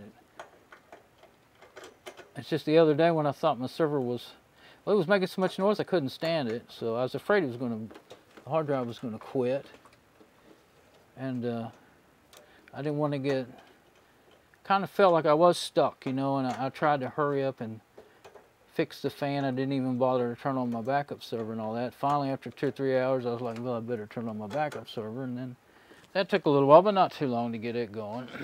And then I ran it for 3 or 4 to 5 days or something, which turned out good, you know what I mean. Now, I'm going to plug this one in over here on this other back end header and see if it would try to run. I don't think it will make any difference whatsoever, but what if it does?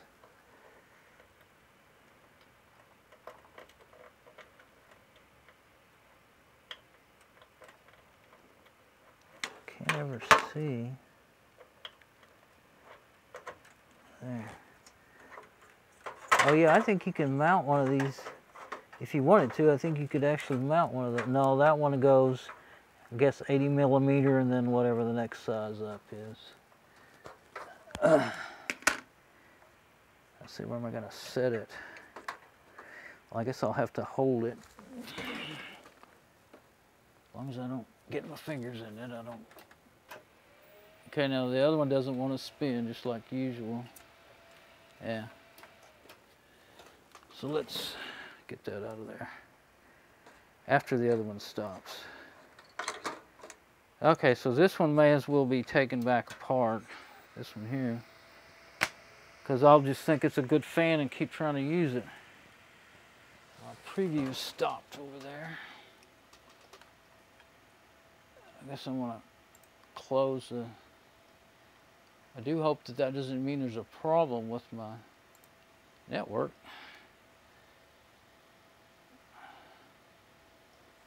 But that is an annoying sound. I couldn't stand it in here as my server, but it'll definitely keep that thing cool. So I thought when I first put it together like that, well, I'd be all right in the garage. And the more I listened to it, the more I thought, oh, I couldn't stand it out there in the garage. But it probably wouldn't bother you if you put, well, the place where I would have it setting over to my left, and actually there's 2 computers in that spot, and so it would be the furthest one away from me, with this pointing, you know, away from me. And there's no vents on the other side, but it wouldn't matter. It's up next to another computer. There's no vents in the side of this door at all. So I'm going to turn it off, and we'll turn it back on for a little bit here. I was closing my web browser and seeing why I noticed my preview was sitting there trying to, you know, load, doing the loading thing. I'll plug it just so that I can, I guess I'll put this close-up camera over here out of the way for now. Put the door on here. Okay, so I'm gonna, oh, sorry, wasn't thinking.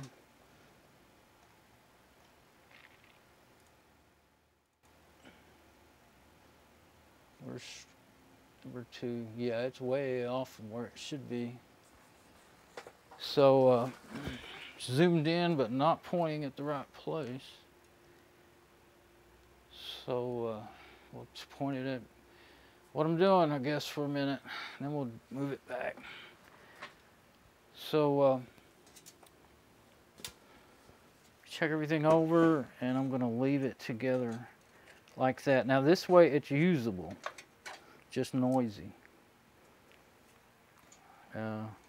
If it would be if I was going to make it a server, I would it'd have to be a backup server out in the garage, because I couldn't listen to it.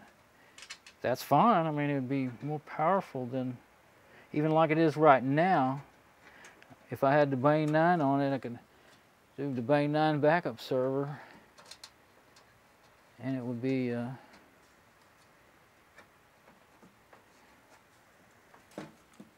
much more, you know, most. I think more RAM and more powerful by a lot than that 500 megahertz that I've been using as a backup server. So, just because I'm kind of curious, I think I'm gonna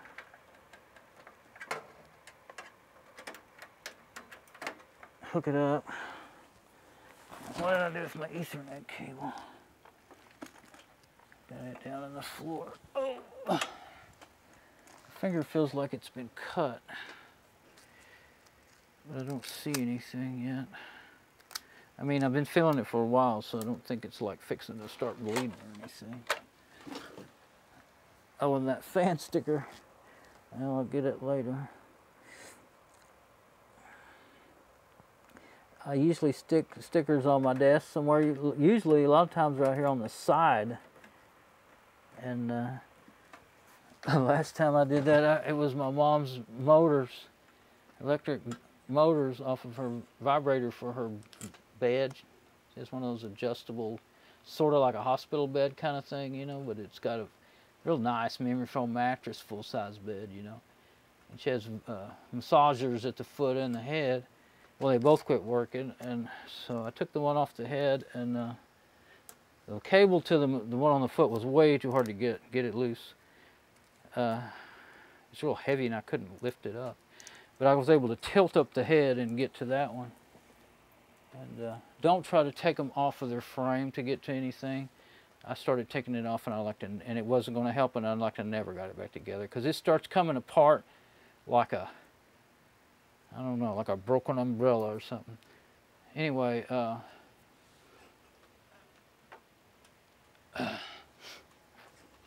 me check my VGA again. I have bent that thing so many times. When it feels a little funny when you're pushing it on there, like it's a little too tight, you may be bending the pins. Okay, that's ready. Now, the only thing is, the last time I had it on sitting up on this table, drove me nuts. I guess I could set it in the floor. Let's just turn it on for a minute and see what I'm gonna have to do. Okay, yeah. Oh, my sticker that tells me all about this fan needs to be put somewhere where it doesn't get lost. So we'll do that.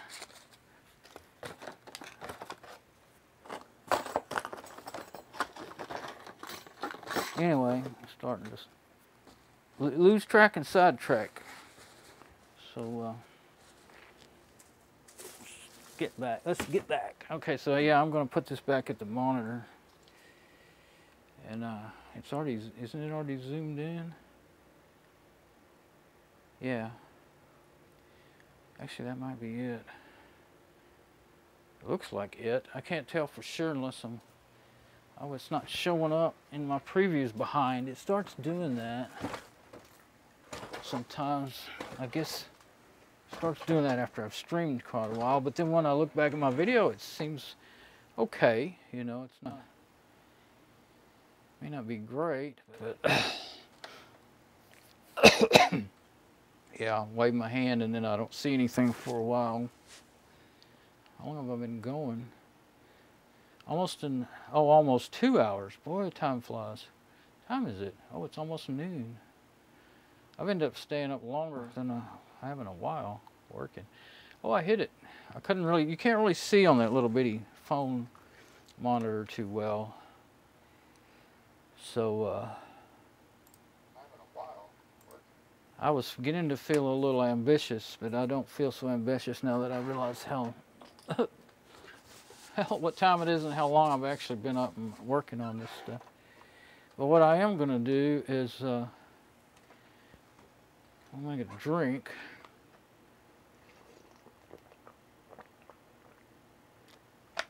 And I guess I'll leave the wireless on so I can still keep moving around when I need to. And switch to the other machine so we can see it booting up. Now, I was getting ambitious. I was thinking maybe I'll just go ahead and install the paint on it, you know. And of course, the net install, the one I want to do, so I can do the server and a desktop, graphic desktop. That's the one that takes the longest. So I don't think I'll do that today. I'm really beginning to feel pretty tired. So, and it's hot. It's really too hot to run a third computer. 79.9. It's just inching up. I'm really spoiled in the last month. It hasn't been over 77 and a half. I'm about 78 until today. Now it's 80.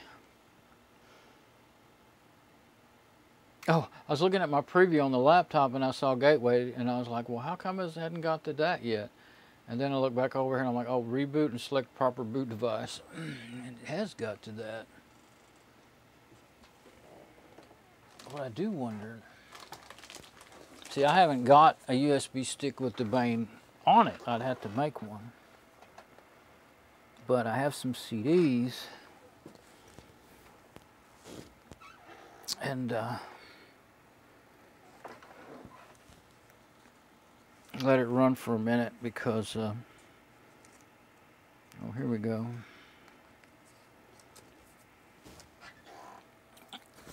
I know I have, well, there's Debian 7.4. Whoops, everything's falling out.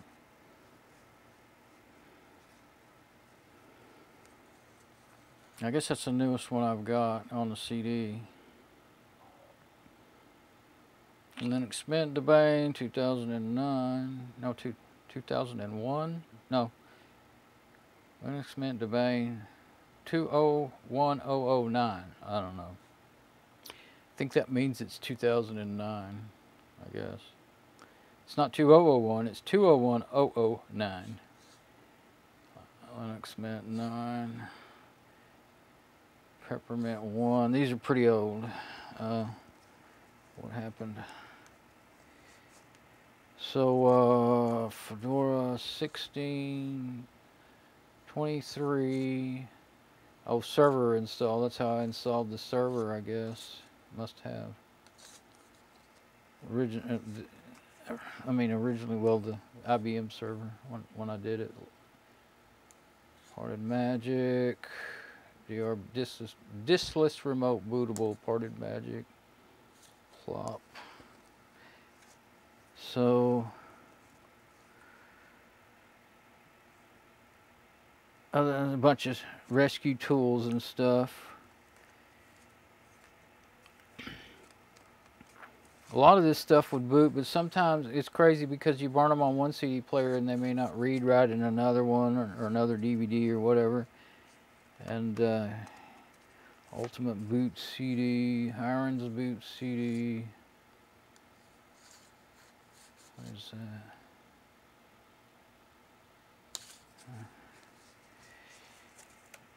Rescue Tux. But you can go on and on and on trying to find not only one operating system that'll work with that architecture, making sure you got that right, but then some of the CDs won't want to read in one and will in the other and stuff too. That's why I really prefer USBs now, unless it's a machine that just won't boot to a USB. Tails, Fusion Linux was one that was a remix of Fedora Fusion 14, and I don't know how long it kept going, not too long after that. It was all right. It came pretty much ready to go. Didn't, you know, if you just wasn't, it wasn't exactly what I wanted, but did I use that? No, there's another one called something with a K. What was it? Another remix that actually came out after that is still out. Korora, K-O-R-O-R-A, Korora Linux. It's a remix of Fedora, and it's real good. The only thing I didn't like about it is for security, which is good, they turned off all the ability to do SSH or anything, blocked it somehow in a way that I don't even know how. I never could make it work no matter what I did. You could install everything for SSH and FTP and it still wouldn't work. But it's good, like, to put on a laptop. Like I set up a laptop for Jeff, the guy that gave me a lot of these computers, and Fedora 16 LXDE, Debian 7. Oh, Debian 7 is an installation. I thought I had something newer than Fedora 16. That would probably run okay on it. That's not much newer than Fedora 14. I do have some of these Tilex. It's got Slacks and Ultimate. Oh, Utilex, Ultimate Linux Experience. It's got Slacks 6, Puppy 5, System Rescue CD, Priority Magic 5. The other one is DonsDeals Tools. Has all kinds of tools on it. Grub Disk and more. I don't have it all written out. Backtrack Linux. That's a like a I think it's a penetration testing one that's mostly command line apps and stuff. Yeah, Portamagic. I booted it to Portamagic a couple of times already. Yeah, there's Fedora 19 Gamers. It's pretty just for games. I mean, it's also a DVD. I don't know if this is a DVD or a CD drive. Blag Linux. That was what I learned on actually. It was a remix of Fedora. Blag 5 was the first one because it had everything in the kitchen sink. There was an app called Kitchen Sink. I don't remember if it was in Blag, but I ran Blag all the way up to Blag 9, and then it wouldn't run. Something went really wrong with it, and it wouldn't run anymore. It kept crashing, and I had to go and learn to set up from scratch from basic Linux. Anyway, they started it back up again. This is Blag. I don't know if it's still running now, but it had Blag 14,000 is what it says, or 140K. I don't know why they called it that, because it was probably more like Blag 14. But they didn't have it for several years. They quit doing it. But Gamers, Linux. The gamers don't have much of the basic, the normal stuff, so they don't, unless you just really want to play games, then it's not much to use. Linux Mint, Debane. So yeah, I really would want Debane 9 probably, and I don't have that on anything right now. Fedora 16 LXDE, it would probably boot that. I don't know why I'm sitting here forever deciding all this. This is a CD, so either way it'll work. I don't know if that's I still haven't paid enough attention to see if it's a CD or a DVD. Today, I don't know if it's because I have the laptop running and it may be working kind of hard right now, and they're kind of singing together. I think it's not in my face as bad as it was, driving me nuts. But I tell you what, if you didn't have, like the other day when I had it running, I didn't have noise to compete with it at all. And it drove me nuts real quick. So I wouldn't want it to be my all the time server like that. I would have to, I don't know, maybe even with its, well, its original fan wasn't too loud, but it vibrated, was the thing. So I hit Control-Alt-Delete, and if it works, it'll, should start booting up to that CD, unless it doesn't work right or something. It looks okay so far.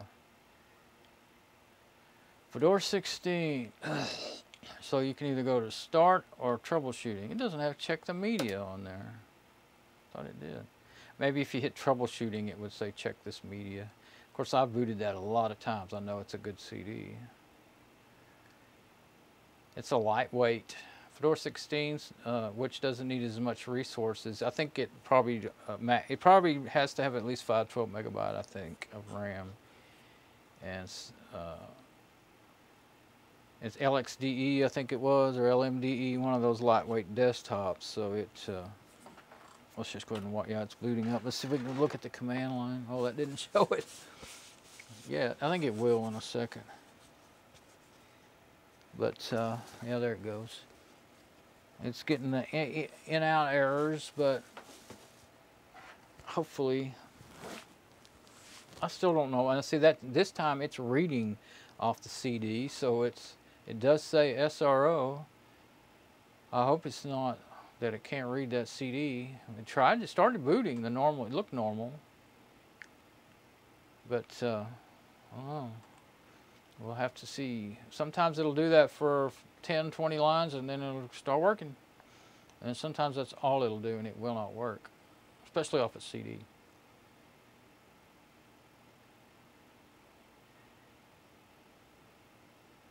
Saying buffer IO error on device loop 2 logical block so and so big long number, and it just keeps doing that with different numbers. Actually, it almost looks like it's, oh, I think it's starting to work now. Now it's starting to work. No, it is not. It just stopped being white. IO error. I don't think it's going to work.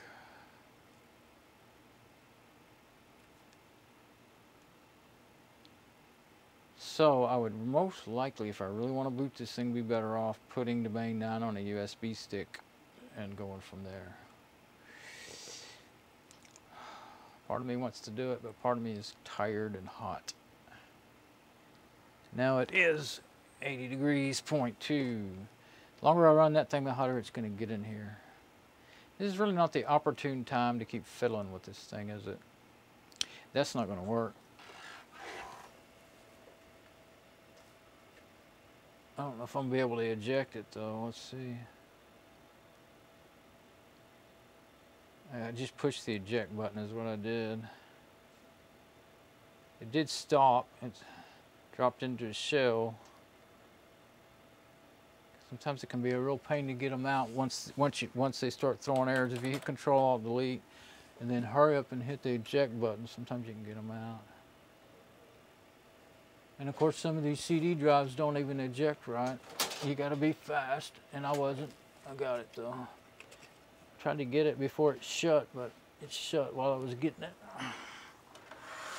So I'm not going to try another CD. Turn it off. It's too hot in here. Oh yeah, that's loud. It's really loud. And I will just lay my CDs over here for now. Alright, so it does work fine. Of course, I already knew that. I'm just exactly back where I started. Works fine. So, it does. Well, I mean, I haven't put an operating system on it or anything. I can't say that the machine is just great. I don't know yet. It runs, and it doesn't, you know, do anything crazy. Like shut itself down or anything, but I haven't installed an operating system on it yet. Let's see, CamStream 1. Okay, I never did. I just couldn't remember if I adjusted that down or what I did. Go back to the SM58 now. So,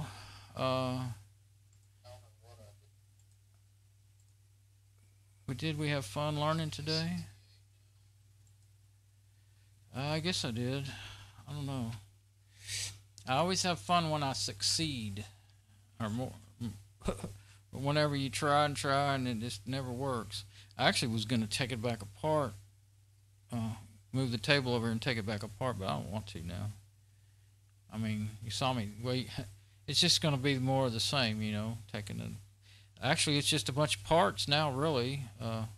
Well, I mean, the fan that came out of the IBM, I suppose I should, yeah, I still have the little plastic clip that came off of the broken fan, so I could put it back together the way it belongs, as long as I don't lose my parts. What do I do with those springs and everything? Oh, yeah. Kind of ought to put it back together before I forget how it goes.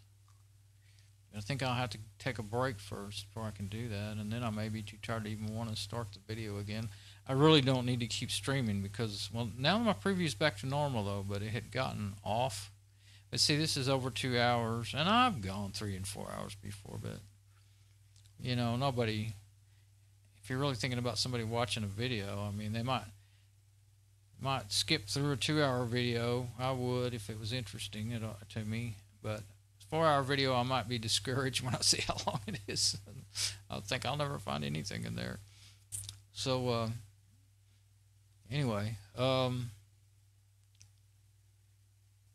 yeah, I do need to put that back like it belongs, or before I forget how it goes back together. So I might want to do that today.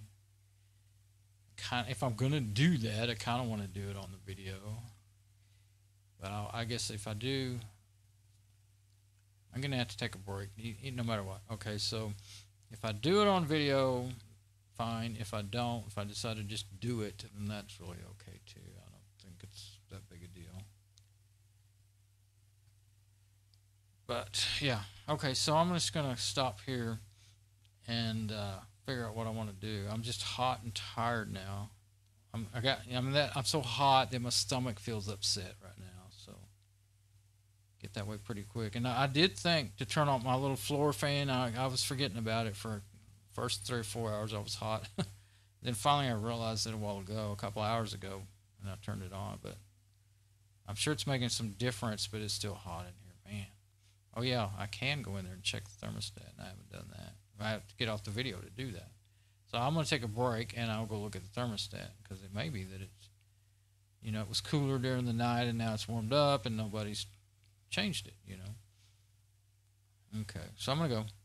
And so that's where I'm going to leave that thing for now, because actually that fan, even though I hated to put a brand new fan in it in the first place, because it's not a very new machine, I'm pretty sure that my Red Black Bible store needs a bigger fan than that anyway.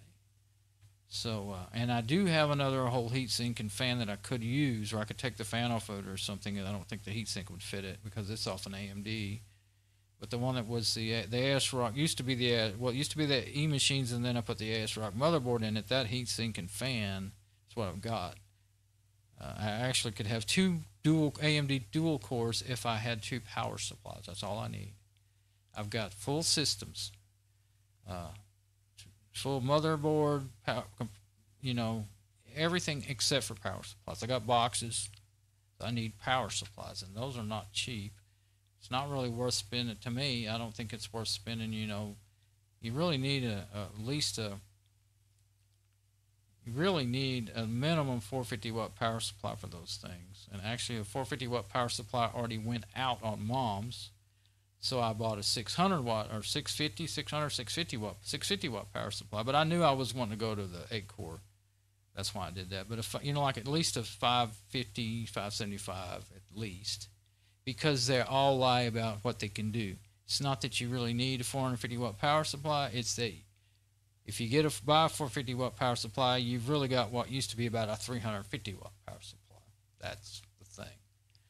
So you really got to buy about 100 watts more, and that's what I've learned, to get what you need to get what you need at what it used to be, 20 years ago or 15 years ago. So what you used to actually get out of them, power-wise and perform, how well, because if they'll do it for a couple of years and then they'll burn out. Is what happens. So and not running them hard. I mean, my mom even didn't run her computer sometimes for once a month for years, or maybe once every 3 months. And now in the last year, she's been running it about at least once a week to order groceries, but she didn't used to do that. She used to go get them, So anyway, did mine go out? I had one just like it, the box that I had. Oh, no, it didn't go out. I took it out because somebody gave me a bigger one, another neighbor. And then I gave that one to Jeff, the guy that gives me the computers, because he had a relative or in-law or something that he brought the computer over here, and the power supply, it turned out he didn't know what was wrong with it. And we figured out that the power supply was bad, or I did, and so and rather than make him go buy one, I thought, well, I got one that'll work. And so I gave him that one because he's given me lots of these old computers, and I've really, like the one I'm using every day for the last over a year now, this Lenovo i5. It's actually the best one he's ever gave me. At first I didn't know if I'd even use it because it was a little old. I knew it didn't have much video and stuff, but then I realized that's a quad-core i5 processor, and 4 gig of RAM. That was more than anything I had at the time. Well, it's still more than I have, personally. So, and it works good. It's just really aggravating it's been really aggravating to watch videos because you'll have to reboot it all, like every 1 to 2 hours to watch videos. And if you're sitting there watching videos a lot. It just can't do it. 256 megabyte of video memory. But since I put Fedora 28 on it, it's been running a lot better. Even after I kept adding more stuff and ending up with boot errors, it still runs good. So, because I don't think whatever those errors are don't have anything to do with, you know, how it runs. It's just that I forgot the two things they are. But anyway, I'm jabbering. When I get tired, I do that even more. All right, so I'm going to go, and I don't know, maybe I'm too tired to come back. Probably shouldn't.